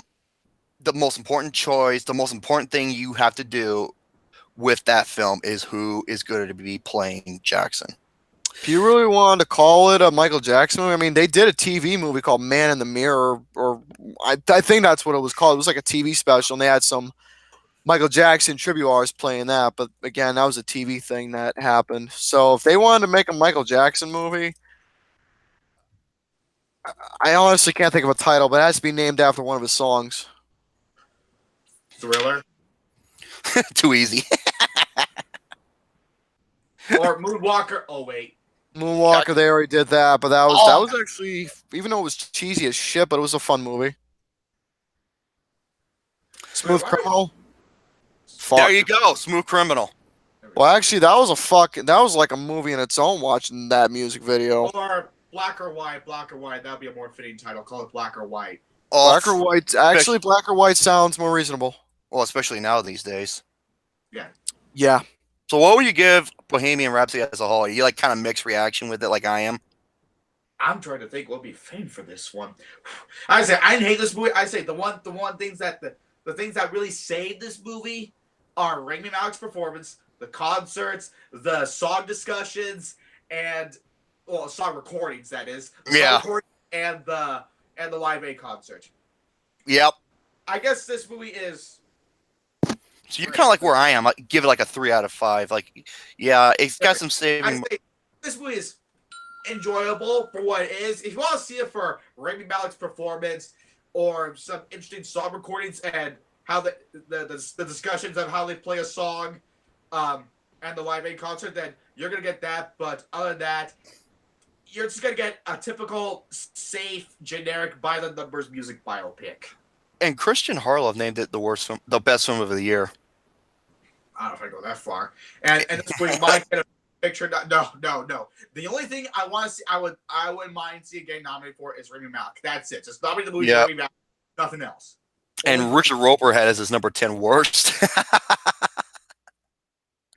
So yeah, that was all my movie reviews. Those are my Blu-rays. Those are all my topics, basically. Yeah. So go ahead, Gary. Well, look at the good news is that coming out next year, this year, that we do got another biopic, but it's more of a musical type way. It is Rocket Man. That I'm looking forward to. So that is going to be something interesting that I am personally looking forward to. And yes, I got Elton John in my stash. Mm-hmm. So, anyways, ladies and gentlemen, as we got some topics over here that I'm going to go over. I mean, it's not really much, except I'm going to go over these quickly, and this is going to be a short episode from the way it looks. But anyways, as for what I'm going to announce to you, I was on bloodydisgusting.com, and there was something that I came across that really interested me, and I'm going to go over first this little collection thing that's going on. So, Arrow Video announces that Ring. We all know about The Ring, one of the scariest movies ever. The Japanese version is much more terrifying than the. I think it's one of the greatest horror films in general. It is definitely one of the most intense and terrifying films out there, especially when you see a chick like that come out of a VHS tape. But by the way, if you ever receive a blank VHS tape, yeah, don't watch it. Yeah, Don't know why. It was a So PG-13 remake. Yeah. So as for what's going to be going on, Arrow Video announces that in March of 2019, releases including DVD and Blu-ray for 1998's Ring, along with a Steelbook Blu-ray and franchise Deep Blu-ray collection. All of these releases, it must be noted right off the bat, are UK exclusive. Oh dear. The Japanese horror classic has been restored from the original negative and glorious high definition, supplemented by a wealth of archived and newly created bonus materials. So let's see what these Blu-ray DVDs are going to be consisting of. We are going to be having brand new restoration, 4K of the original camera work, check. High definition Blu-ray, 1080p presentation, check. Lossless Japanese DTS HD, check. Optional English subtitles, good. Audio commentary from the film historian David Callett, very nice. Fuck him, though. The Ring Legacy, a series of new interviews from critics and filmmakers, lovely. A Vicious Cycle, a new video interview with author and critic Kat Ellinger on the career of Hideo Nakahata. Circumnavigation Ring, new video essay by author and critic Alexa Heller-Nicholas. Fuck them too. And Sakkato's video, theatrical releases, and some other shit. So, exactly. So there you go. That is majority of the film. I could read the other shit that's going to be happening, but it's a carbon copy of what I just read. Oh, okay. So there you go. It's going to be a nice little addition. I'm fucking deaf, dude. Oh, that hurt my ears. Welcome to my world. What do you wait. What is that supposed to mean? I'm deaf too. One ear. When they say fuck you in the head, they didn't mean literally. I know. It was fucking a sad day that day. Duncan boob. It's okay. So anyways, Brady, get this little collection out. It'll be coming out. It should be a nice little addition. I don't know, Gary, because you said it's going to be released in the UK. Well, there's eBay, there's Amazon, there's region coding. Do you know what region coding is? Different prices, different payments, different things. No, because if it's released in the UK, that means it could be a region B, which means I can't just play it on my, Yeah, that is true.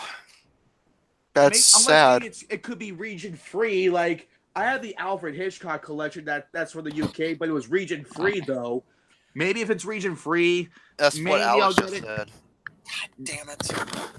I'm tired of this.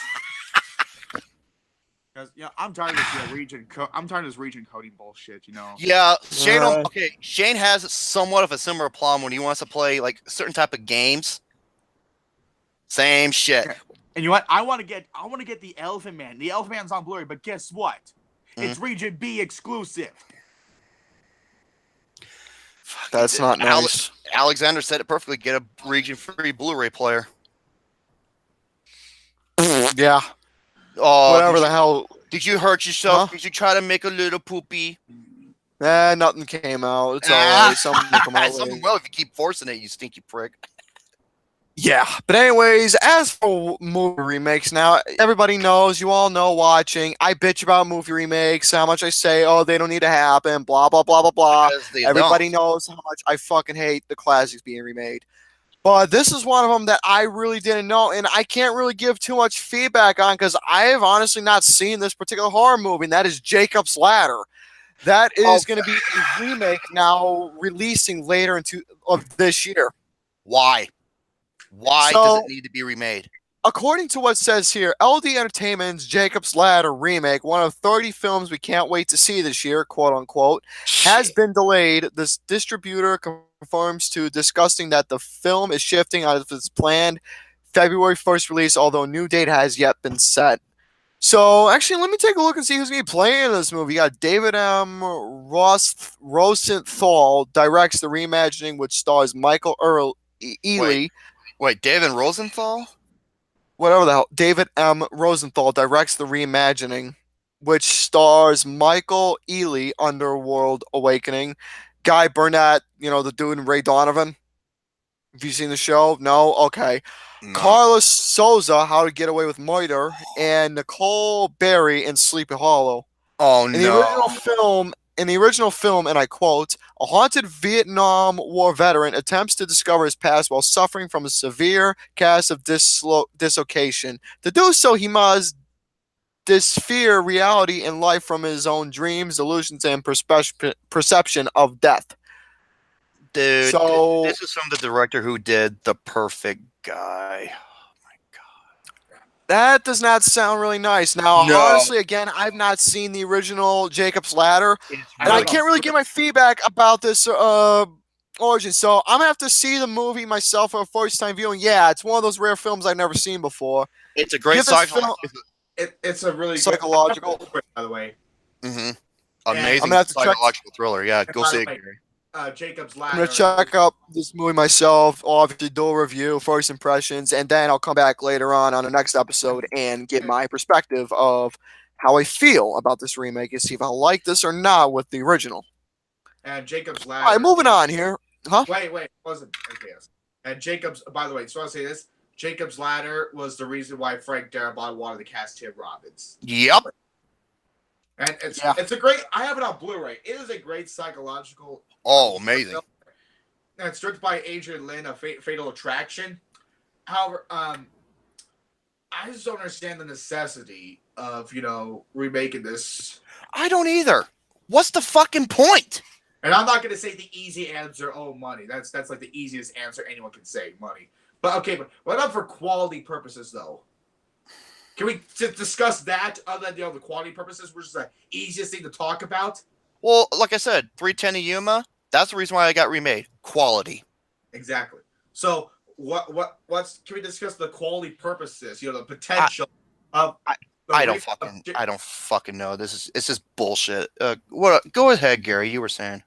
But yeah, other than that, honestly, I can't really say much about this remake because again, I haven't seen the original, so I'll give it a watch. Obviously, do a review, talk about it a little bit, see my perspective. Then I'll keep this topic right on my notes here and go over it again, maybe next episode or another, but we'll see what'll happen. So yeah, I'll keep this on my notes and see how I feel about the original. All right, moving on here, we got a couple lists that I'm going to be going over. A lisp there. As for what list, what would you like to hear first? Something that involves the movies of 2018, or go over this top 10 strangest Disney theories that I was looking at that Mr. Let's go over Esquire's list, because remember I read Esquire's list last year to you guys. You freaked the fuck out. Boy, Esquire. Remember? Esquire.com's best movies of 2018. Oh no. Let's hear that. Remember when All right. I read Dunkirk as the number 11 best movie 2017, and that's when you freaked the fuck out. I'm going to freak the fuck out. I already know I am. Because I don't know. Huh?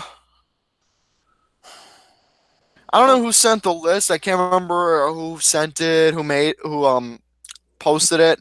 But whoever did sent it exclusively within the network community, I do thank you a lot for posting it.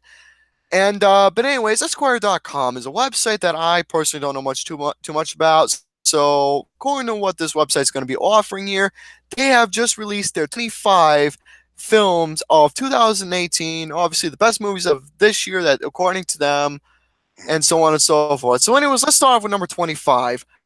Clint Eastwood's latest picture, The Mule. I have not seen it, so I can't say. Understand that placement. Oh, and by the way, let you guys know, there's a scene where Clint Eastwood is having the night of his life at the party, and two very young women, put him on a bed.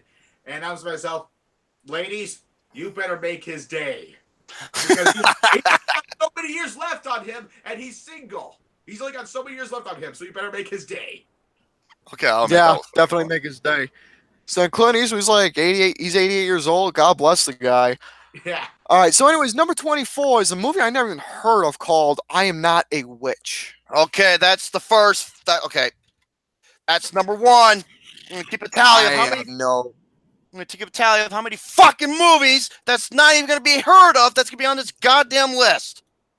Number 23. This is one of those movies, and I didn't even see this by the time it was gonna do the best films of the year.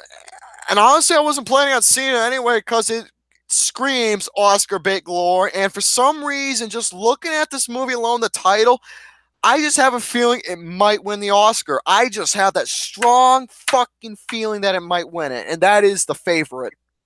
Yep. Well, it's people are saying it could win best screenplay. It's struck by I want to see it. It's struck by Yorgos Lanthimos, who did The Lobster. Oh, I fucking hate those two films. Oh, It's just for some reason, just looking at it, it really screams that it might win the Oscar for Film of the Year. It just screams people are that. saying it could win best screenplay of the year.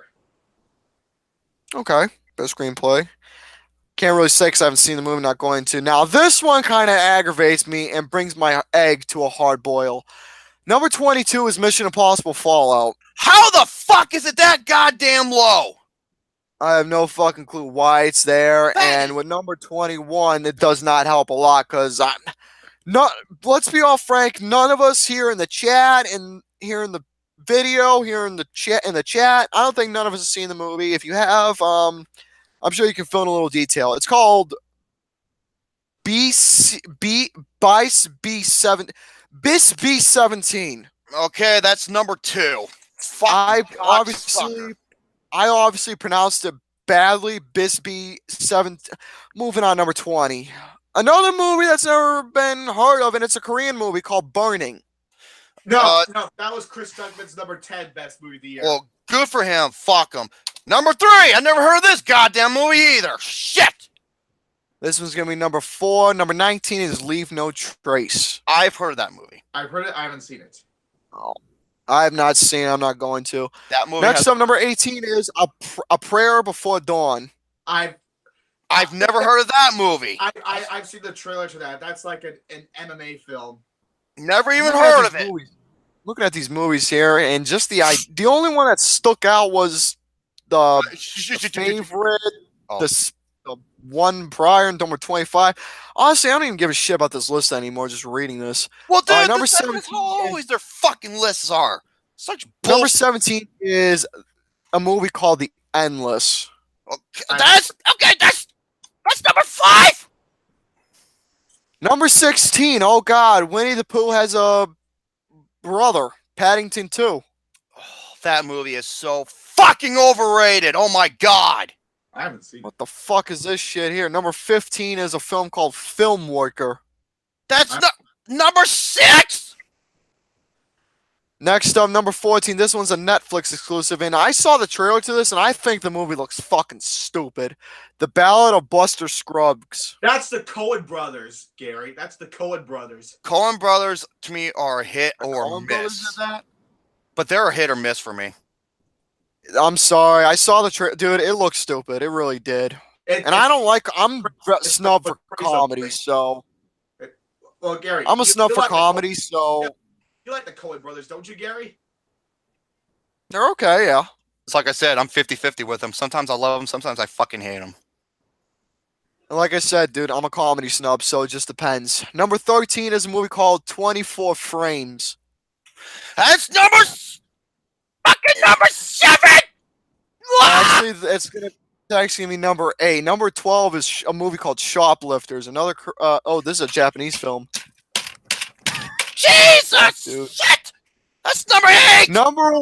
Number 11, Private War. I've seen a Private Parts, more like it. Fuck out of here. Number 10, Thunder Road. That's number 9! Speaking of number 9, that's where we're at. 8th grade. Oh! I haven't seen it yet. Fuck! The only time I want to see 8th grade is when Lucas finally graduates from it! God damn it! No. What number? Oh, let me guess. Crazy Rich Asians, Gary. Number 8 is a movie called Zama. Oh, What? What? It's called what? Zama. A movie called Zama, number 8. Salman? Zama! What the fuck is... Z-A-M-A, Zama! Zabu! Zabumafu! What the fuck is Zama? What's Zama? Oh, Zama, your mama! You prima donna! God damn it, dude! That's number 10! Speaking of, Jesus, Mother Mary and Joseph! Holy fucking shit on a brick! What the hell is this shit? This is deja vu all over again! I'm losing my goddamn mind! God damn, I don't know who's worse, Esquire or Taste of Shitima.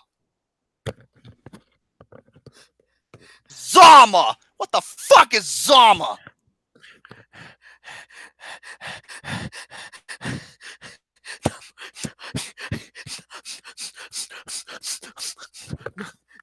Number 10 fucking movies I've never even heard of. 7, First Reformed. Oh! You gotta be shitting me! Here, Number you know what? 6. No, here, no. Here's what I have to say. Here, listen. Number 6. Ah! There! That's why I think of this list as first retarded. And fuck that Number movie. 6. The Mexican 6. tour bus scene. Number 6. You were never really here. No. I wish I wasn't here to hear this bullshit. I wish I was John Cena. Number 5. A movie called Cold War. Okay, that's fucking number 11. That's a foreign. Number film. 4. Number 4. The Rider. What the You can ride my fucking pole, you sons of bitches! Is that number 12? Is that number 12, Jerome? It's number 12! Number 3. Love After Love. What the fuck? Lucky number fucking. Number 2.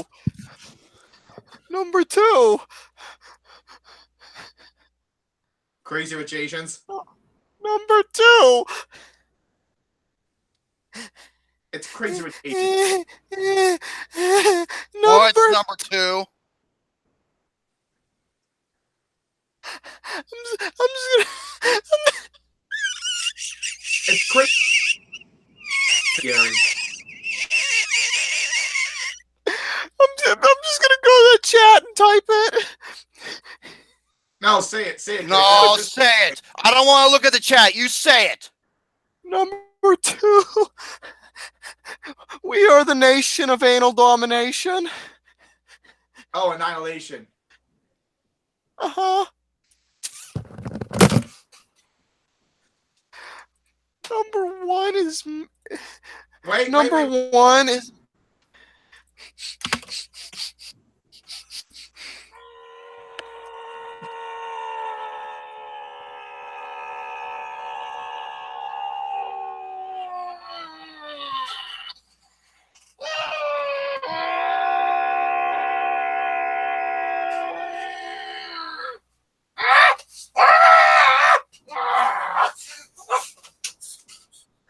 Oh my god.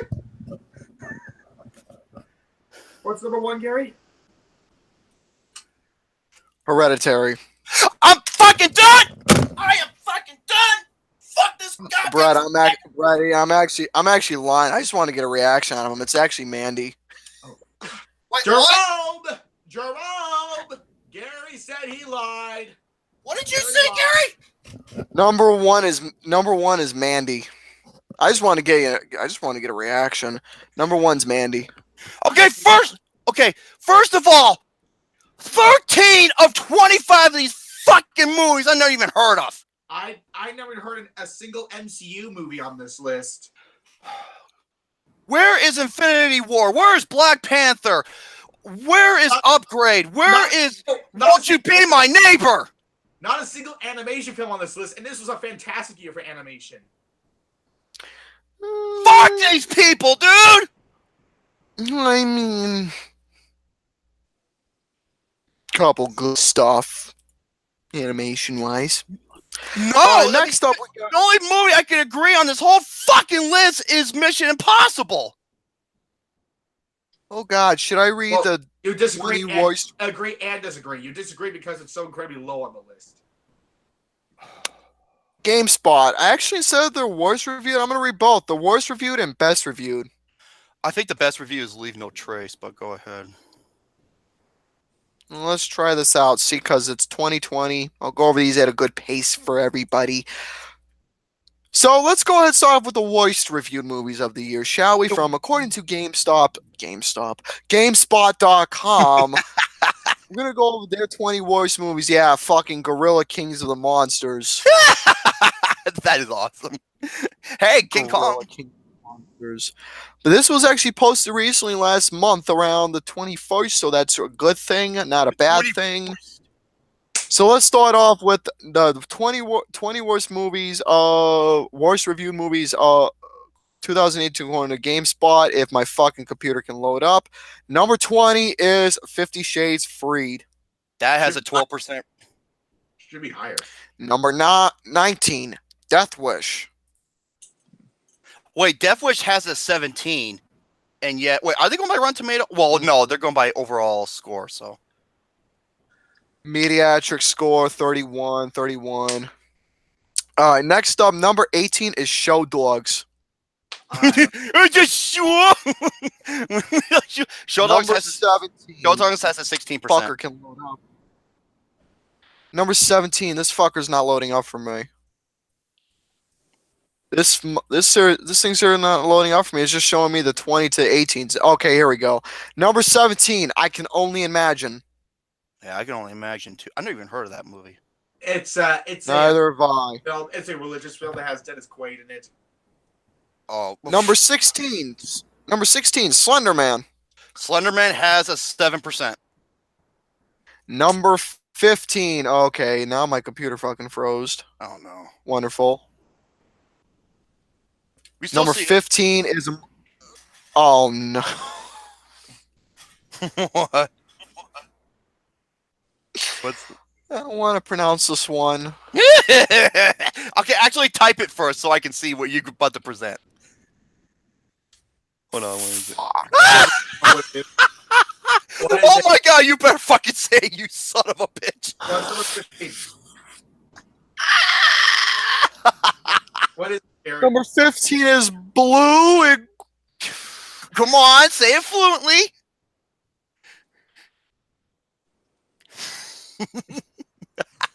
Blue.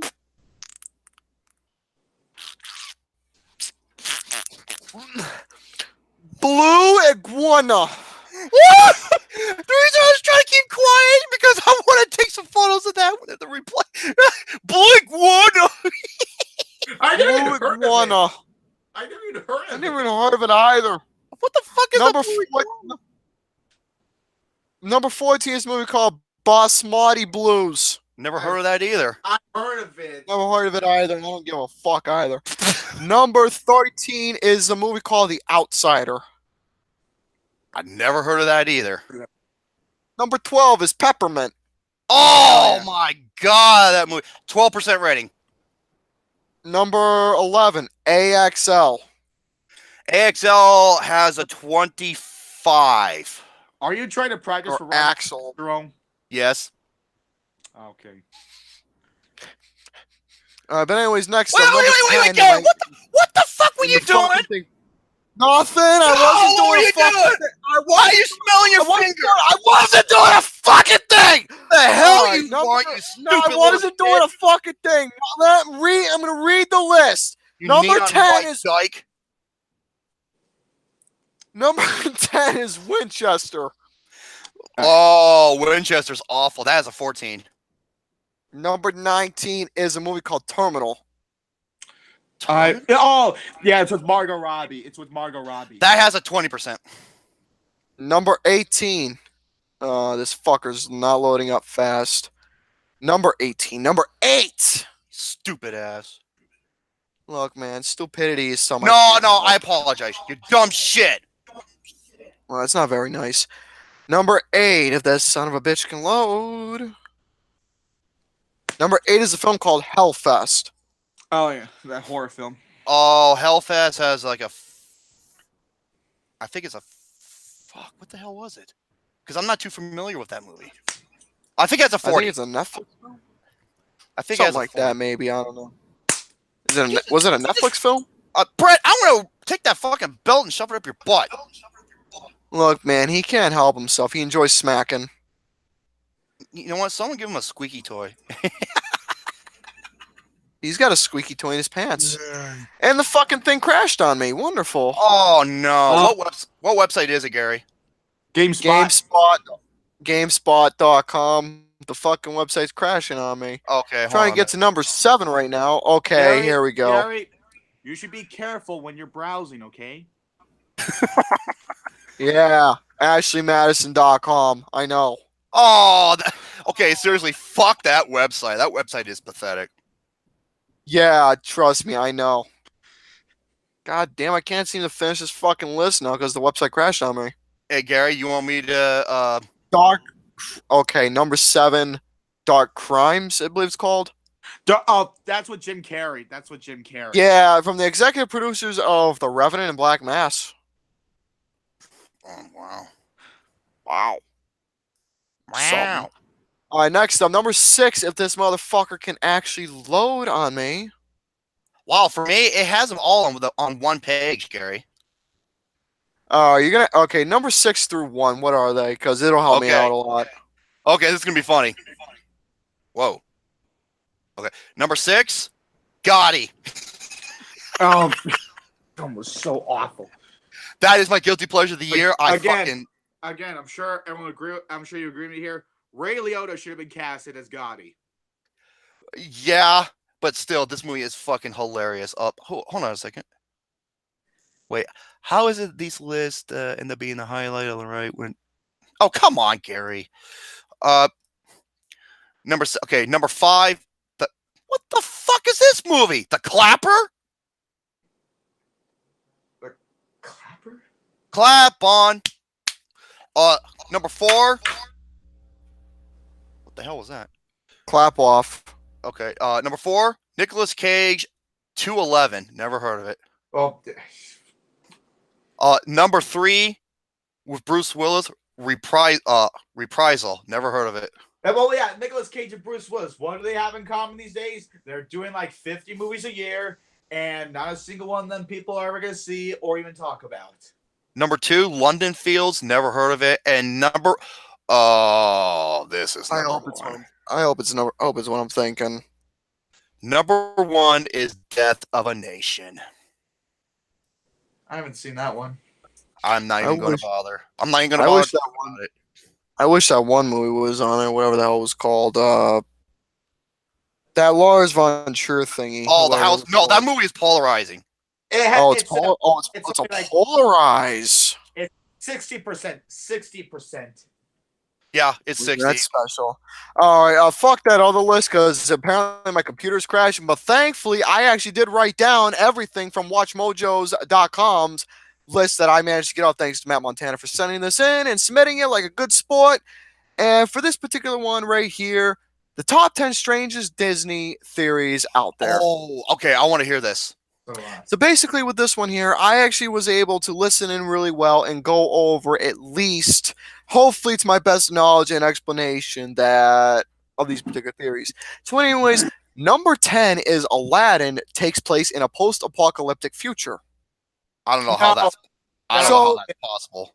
With the ideal factor of this particular one here, I mean, just look at the visual presentation alone and where it's taking place. I mean, if someone looks post-apocalyptic in a way, No. kind of does. This isn't Mad Max, for God's sakes. I was gonna say this isn't Mad Max. I mean, this isn't The Road. Something like that. But honestly, I don't know what Watch-Mojo. This is one of the only ones where Watch-Mojo, I didn't really understand what they meant for it took place in a post-apocalyptic future, which I can't really get. But anyways, number 9, I can actually understand this. Number 9, Carl was dead the whole time and up. This can actually make sense in a way because the thing is, in one scene before he went back into his house, he went to go fix his mailbox, and Carl said to the construction worker, and I quote, "Yeah, you can tear this house down when I'm dead." Slams the door, and once the balloons start going up, Carl is in his house and he's going to the heavens above with his house. That's a pretty fucking metaphor if I ever heard one.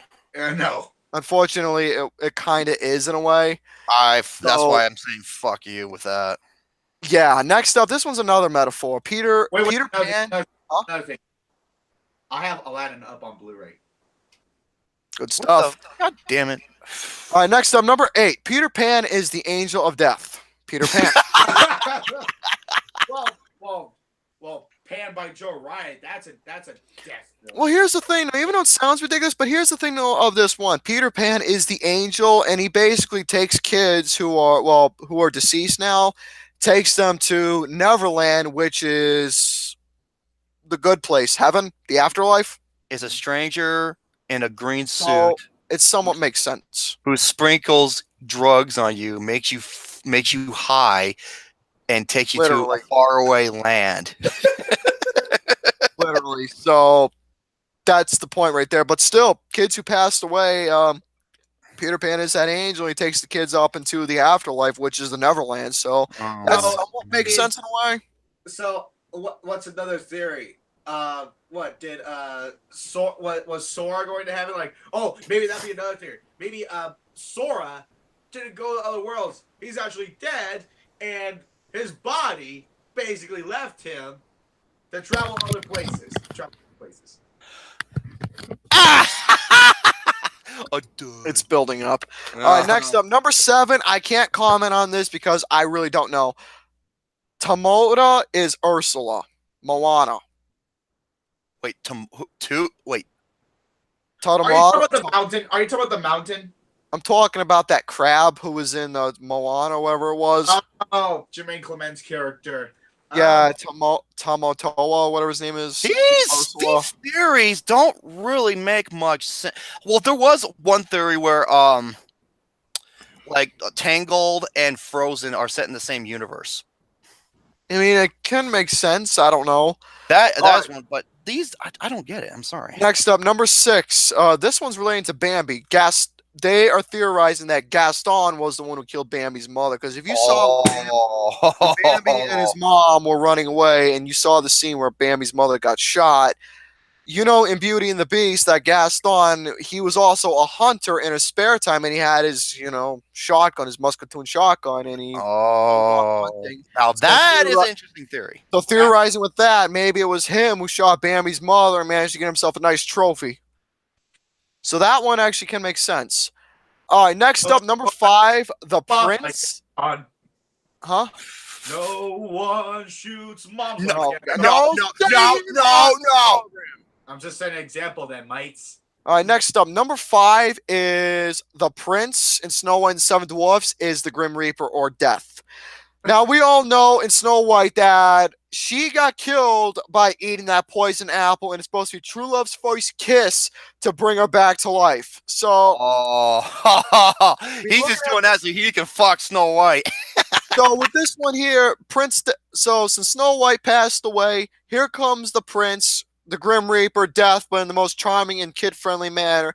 Kisses Snow White, she comes back from the dead and puts her on the white horse, for Horseman of Apocalypse. Puts her on the white horse, and they start. You know how at the end of the movie they start going towards that sunlight? Yeah, that's her walking into heaven. So. Oh my god. Yeah, a lot of these are fucking dark, dude. Holy. That is a great theory. That's interesting. That would have made the Prince a bit more interesting and a bit more well written. Yeah. Number 4, Dopey and Geppetto are the same character, Snow White and Pinocchio. So apparently Dopey was the one. They're saying that Dopey, he was apparently a child, and he was brought in by these fucking midgets by different personalities. So from there, Dopey was the one who was dumb and couldn't talk. Then after that, they got rid of Dopey, and he moved to Italy, learned English, learned how to take care of himself, and he grew up to be Geppetto. Yeah, Gary, the dwarves, they invented midget wrestling.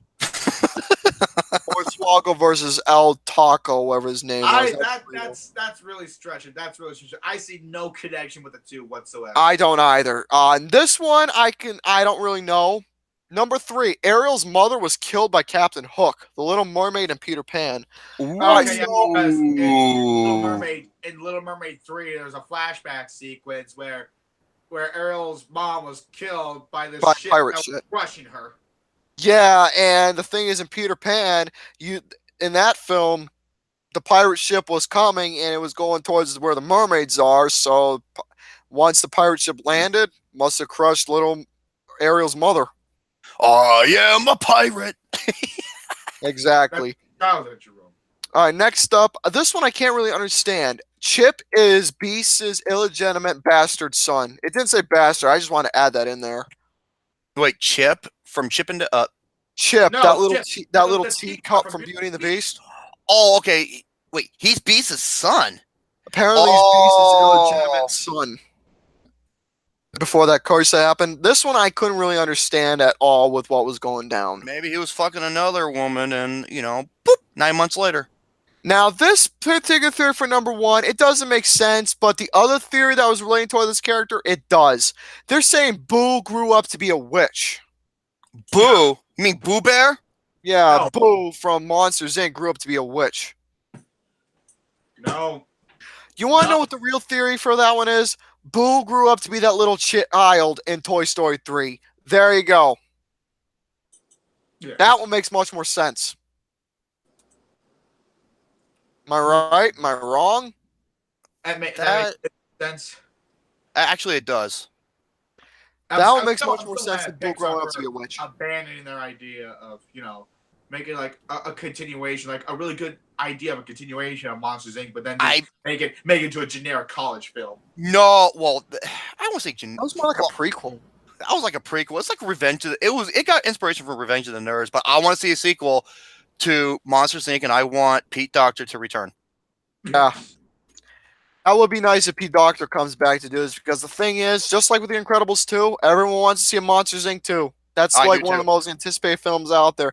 Will it happen? I sure as hell hope so. If it doesn't, then, well, gotta make a reputation No. for it to happen. I don't even know if I don't even know what Pete Docter's latest project is or not. I have to look up. So He has Something like another film in mind that comes out a few years later. I hope that film was Monsters Inc. too. I hope it is. Something like that, yes. Yep. Yeah, Bear. Now, before we do our main event for what we got planned, I got two things I would love to announce. I got a topic that I am going to say for episode 69. 69, dudes.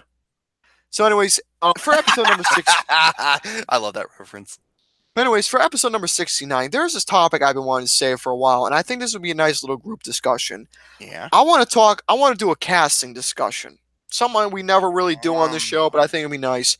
Now, out of any movie out there that you would love to see a remake, and for me, as much as I hate 80s or movies to be remade, The Warriors is the only one I would love to see a remake. So I want to do a group discussion next episode of who, if there was the ideal concept of a remake happening for The Warriors, I want us to figure out who be casting who. Okay. So, no, actually, that's a good discussion. I like that. So we're gonna be doing that next episode of Flicks with the Dick Says. We're gonna do a group discussion talking about if the idea of a Warriors remake happens, who should be casted. So we'll be doing that next week. And also, since for episode 69, I'm gonna go over some pornography films. It makes sense, right? Your pudding. He actually finds that funny when you do those. Maybe he should come on next episode. Oh, well, he was on the Battle of the Jareds. And he can come back again. And the next episode after that. I got And the episode after that. a pornography film right here. Boogie Nights. Good Yeah. stuff.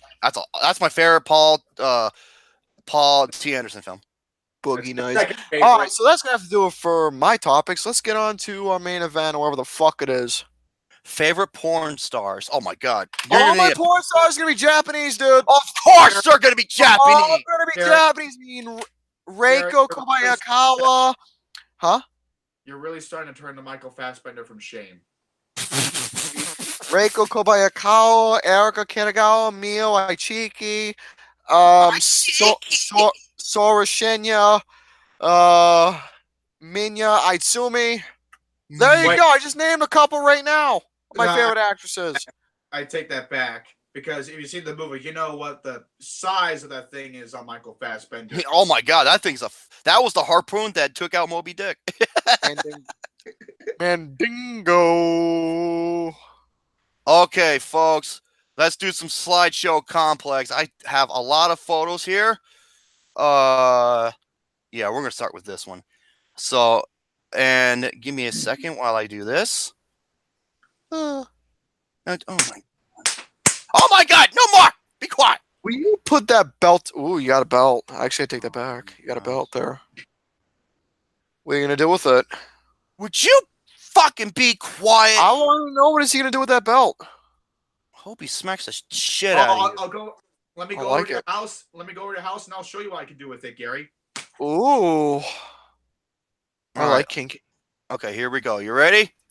I like that. What the fuck?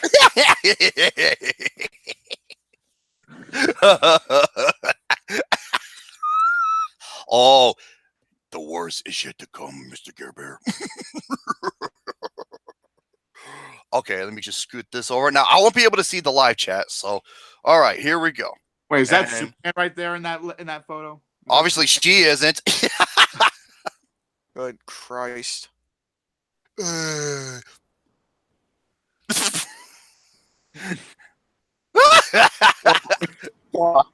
That was me doing my impression. Okay, what the fuck is going on here? Oh, for fuck! Wait, would you fuck off, Daniel? God damn it! I knew he was gonna start that shit. All right. Mentos. Oh, where'd they go? Oh yeah, there's that grant he did. He was poking. God, he was damn, like, he looks fucking hot. Holy hell. oh, speaking of hot. Ooh, even better. Look at that face! I like the sound. I like the look of that face there. Oh, Care Bear. That's frame perfect, and then you have this one. I like the look of that face there. I like that. Apple. Speaking of What the apple, that's what it looks like I'm trying to eat right there. That's stupid bullshit. He sees a donut. Look at this. Oh, about. That is the face you make when you see. Oh my God, you son of a bitch! I didn't do anything though. Oh no, you didn't do shit! What are you getting upset for? Damn it! Oh yeah, that is the face you make when you see a big. Ah! Why the fuck are you getting upset, dude? Quit calling me! Continue. Goddamn butthole! Continue. Oh my God, what's this shit? What the hell is this shit? Would you fuck off? Why, Norbit? Really? Come on. Oh, okay, what the fuck did he send? Oh, Hereditary. That's just fucking lovely, asshole. Okay. Oh, you son of a bitch! Yay! So upset. Shut up!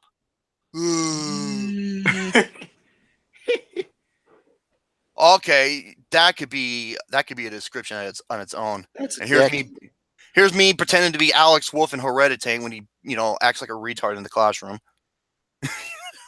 Oh wait, he's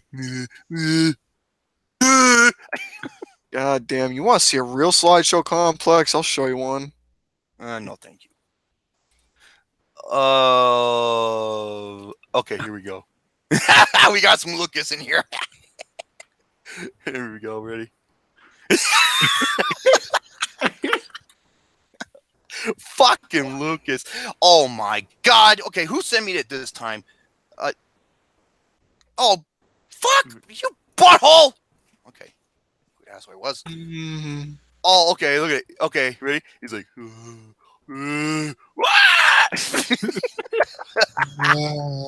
he's like, look, it's like, look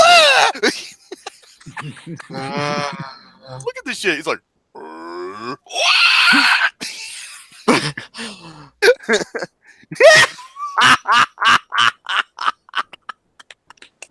he's like, yee. Okay, what the fuck? Oh, God damn it, Mick Rock. Ah! Oh, what the hell? Oh, Barney. look at it. Oh my God, I love you. Hey, you Okay. know what? You know what Barney has in common? Well, now he's extinct like the other dinosaurs. Yeah, speaking of extinct, look, that's Lucas's reaction when he realized the Steelers. Oh got my us. God, Jose sent me the greatest thing ever. Oh, yeah. You want? Speaking about the greatest thing ever. Hold on a second. Bombs away.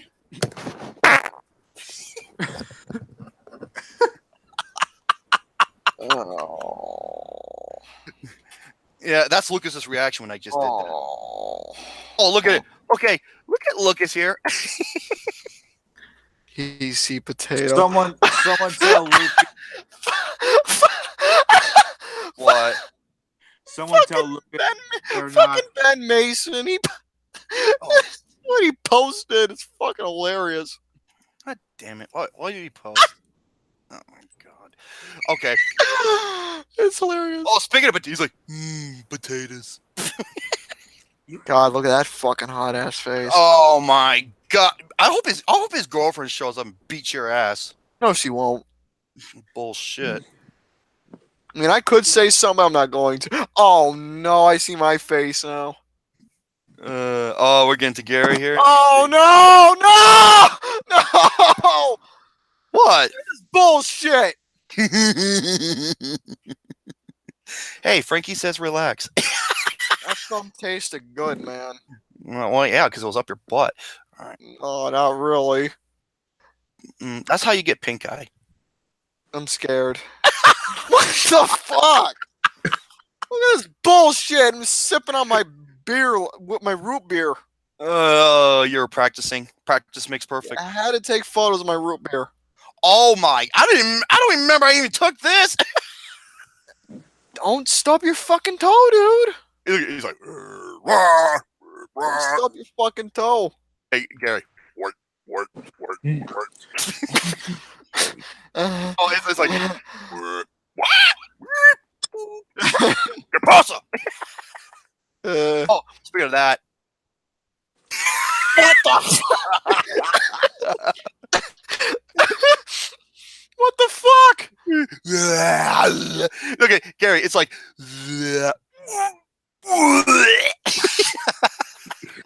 Oh my god. Okay, who sent me this? Oh, Mick Rock, you be quiet. Help me study for Rotten or Fresh. I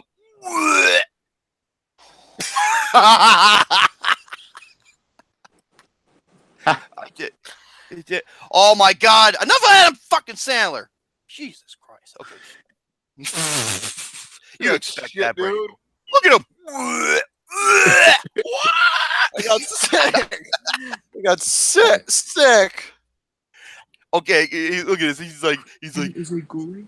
hey, no, he's like, Kool-Aid. Fucking Kool-Aid. Hey, what's this one? What the fuck? Oh, he's a bitch.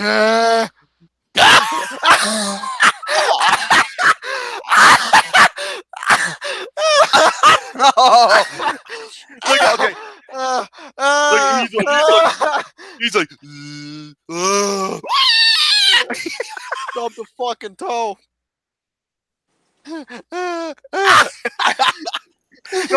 this is like a process. Like he is like, okay, he's like, Gary's putting. He took off his shirt, took off his pants, he took off his undies, and that's him showing his bare ass. Even better. Oh my god, Big Daddy. That's what they call me. You would know when you sit on my lap. You fucking butthole. Okay. One sec. Oh my god. Did you lose your innocence? Yeah, he said no. Oh, look, it's fucking Satan. Except you can't see his horns. The asshole. He said no. What's next? Ah! What the fuck? That stupid shit. He's like, he stole my innocence. That he made me his. And that was happened afterwards. He's like, He touched my winky. he's like, he touched me in an area I can't identify. Touch my winky. Look at that shit, dude. God damn. It's like he's like.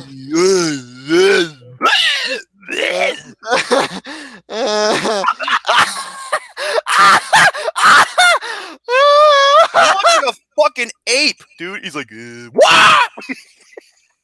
God damn. Oh yeah, okay. It's like different.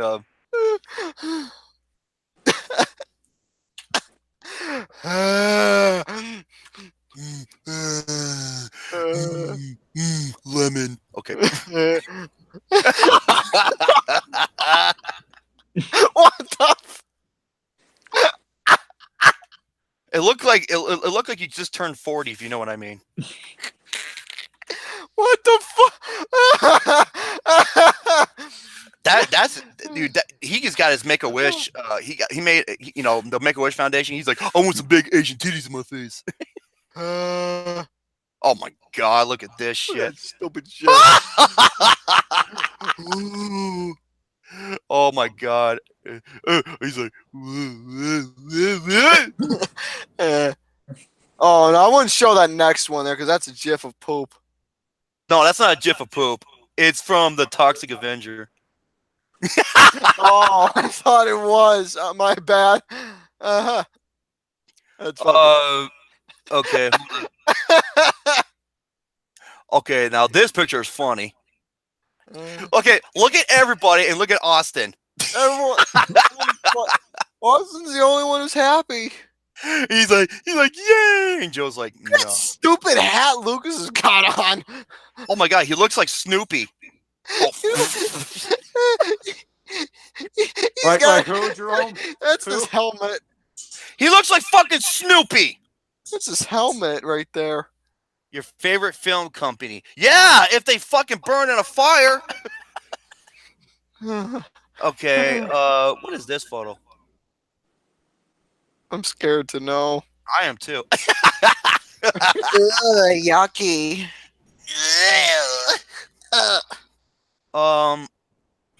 I'll skip that one because, like I said, I don't know what that one is. Yeah. Oh no! Oh, this where. Oh no! Is this that one where those other? Oh no! You look like a fucking fish. Fucking Gary. What's the next one?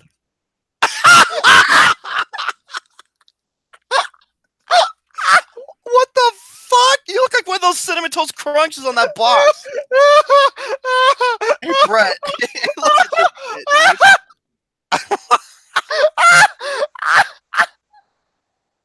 I'm afraid to go to the next picture.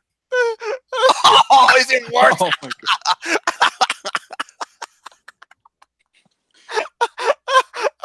god. Recreating the Toxic Avenger guy. That's exactly what this photo is. It looks like an Asian chick farted in your face. Oh, you look like, what the fuck? You look like a retarded ape. Look at this shit. It's like he's like look, he's like yeah. What the fuck? He's like yeah. Oh, I'm afraid to go to the next photo. Oh my god, they just keep getting worse. What the fuck?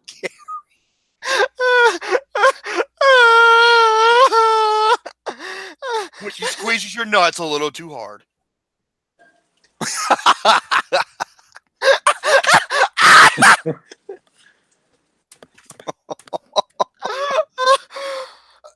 Oh my god. Oh no. Okay, wait. Oh my god! What the hell is that? That scared the shit out of me. Oh my god. I don't even want to put that full screen because that scared me. Oh, you bet, you little fucker. Wait.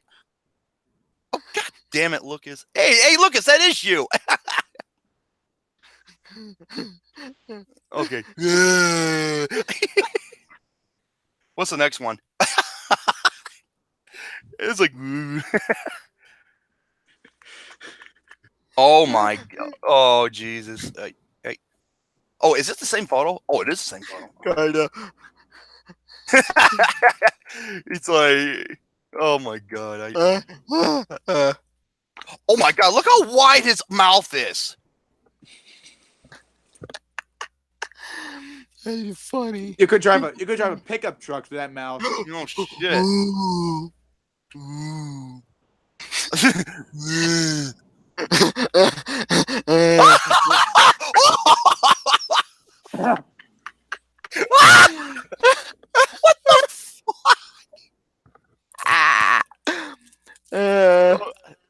You mad, bro? Would you go stick a branch up your ass? Okay. What's the next one? Okay, look at this thing.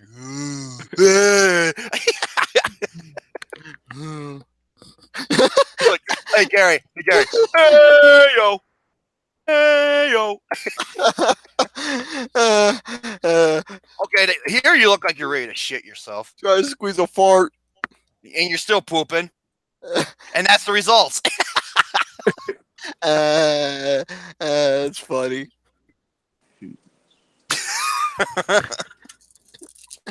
Look at that shit, dude. What's this one?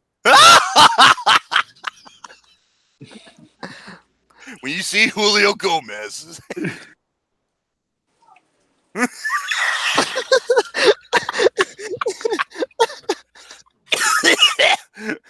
Oh my god, what's the next one? Oh my, yeah, I bet you that's for Jared Poirier. I bet you that's for. Yeah, it is. What the fuck? It looks like the rubber ducky. Damien's possessing you. He's like, Gary, you're gonna become my puppet now. Okay. Oh, that's the rubber ducky giving you the heads up. You know what I mean? What the fuck, dude? He's like, no. He's like, please don't do it. Boing. Oh! I'm scared. Oh no, that next one. That next one. What the fuck? Jesus Christ Almighty! Jesus, I don't know what's scary. That photo, the photo that Mike sent me. Yeah, and that's my reaction after seeing that face.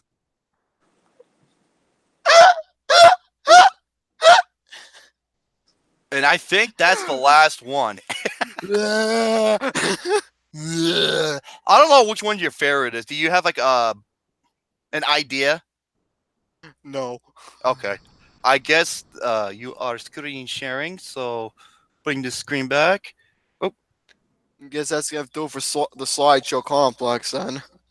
There you go, folks. I hope you enjoy that. It took me some time to set together, but the reason why I do it on Facebook is because I can share the actual page rather than my whole screen. So it's a lot easier to do. So there you have it, folks. I hope you all enjoy that.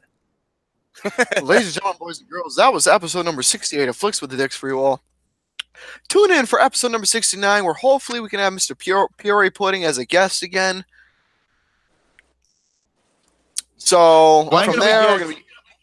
When Huh? can we get these people as guests since they have YouTube channels now? Can we get either Will Smith or Jack Black, Macaulay Culkin, or The Rock has a YouTube channel too? Can we get them as guests since they have YouTube channels now? The odds of them, the odds of them, it's like the odds of me having children. Maybe. So anyways, that's going to do it for this episode. Stay tuned for episode number 69 next Sunday as we go over different topics. Again, that's group discussions around the Warriors film casting, if the possibilities happen, if that possibility happens, and the ideal concept, and, well, not an ideal concept, discussion of porn. So anyways, that's going to do it, folks, and ciao for now. Mr. Brady Boo. Thank you guys so much for joining us on today's episode of Flicks with the Dicks. Tune in next Sunday where I'll show you more Blu-rays and discuss more movie reviews. And I believe next Sunday I'll be going over my best and worst of 2018. Better late than never, I should say. But there's still some movies I gotta catch up on before I make it official. And let you know, there are some movies that I haven't seen that if I do see them, I'm not gonna review them. I'll just quickly discuss them on the list, just to make it quicker. So yeah, that's all I gotta say. That's my conclusion. You conclude now, Jerome. Absolutely. Thank you so much, everybody, tuning into episode 68 of Flicks with the Dicks. Tune in next week, episode 69, where Gary just explained the details. We'll try to get Jared Portier on here, do some credits, and who knows what else. I might bring a couple games and so forth. And he loves Survey Says. We might bring that again. So until next week, stay tuned. And once again, What? What?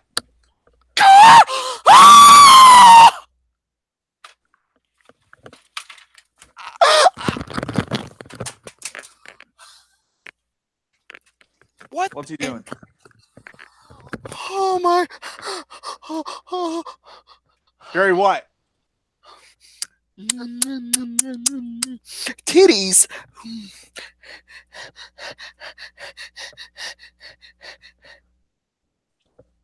Thank you. Turn that into a GIF, and I'll be taking a lot of photos for that.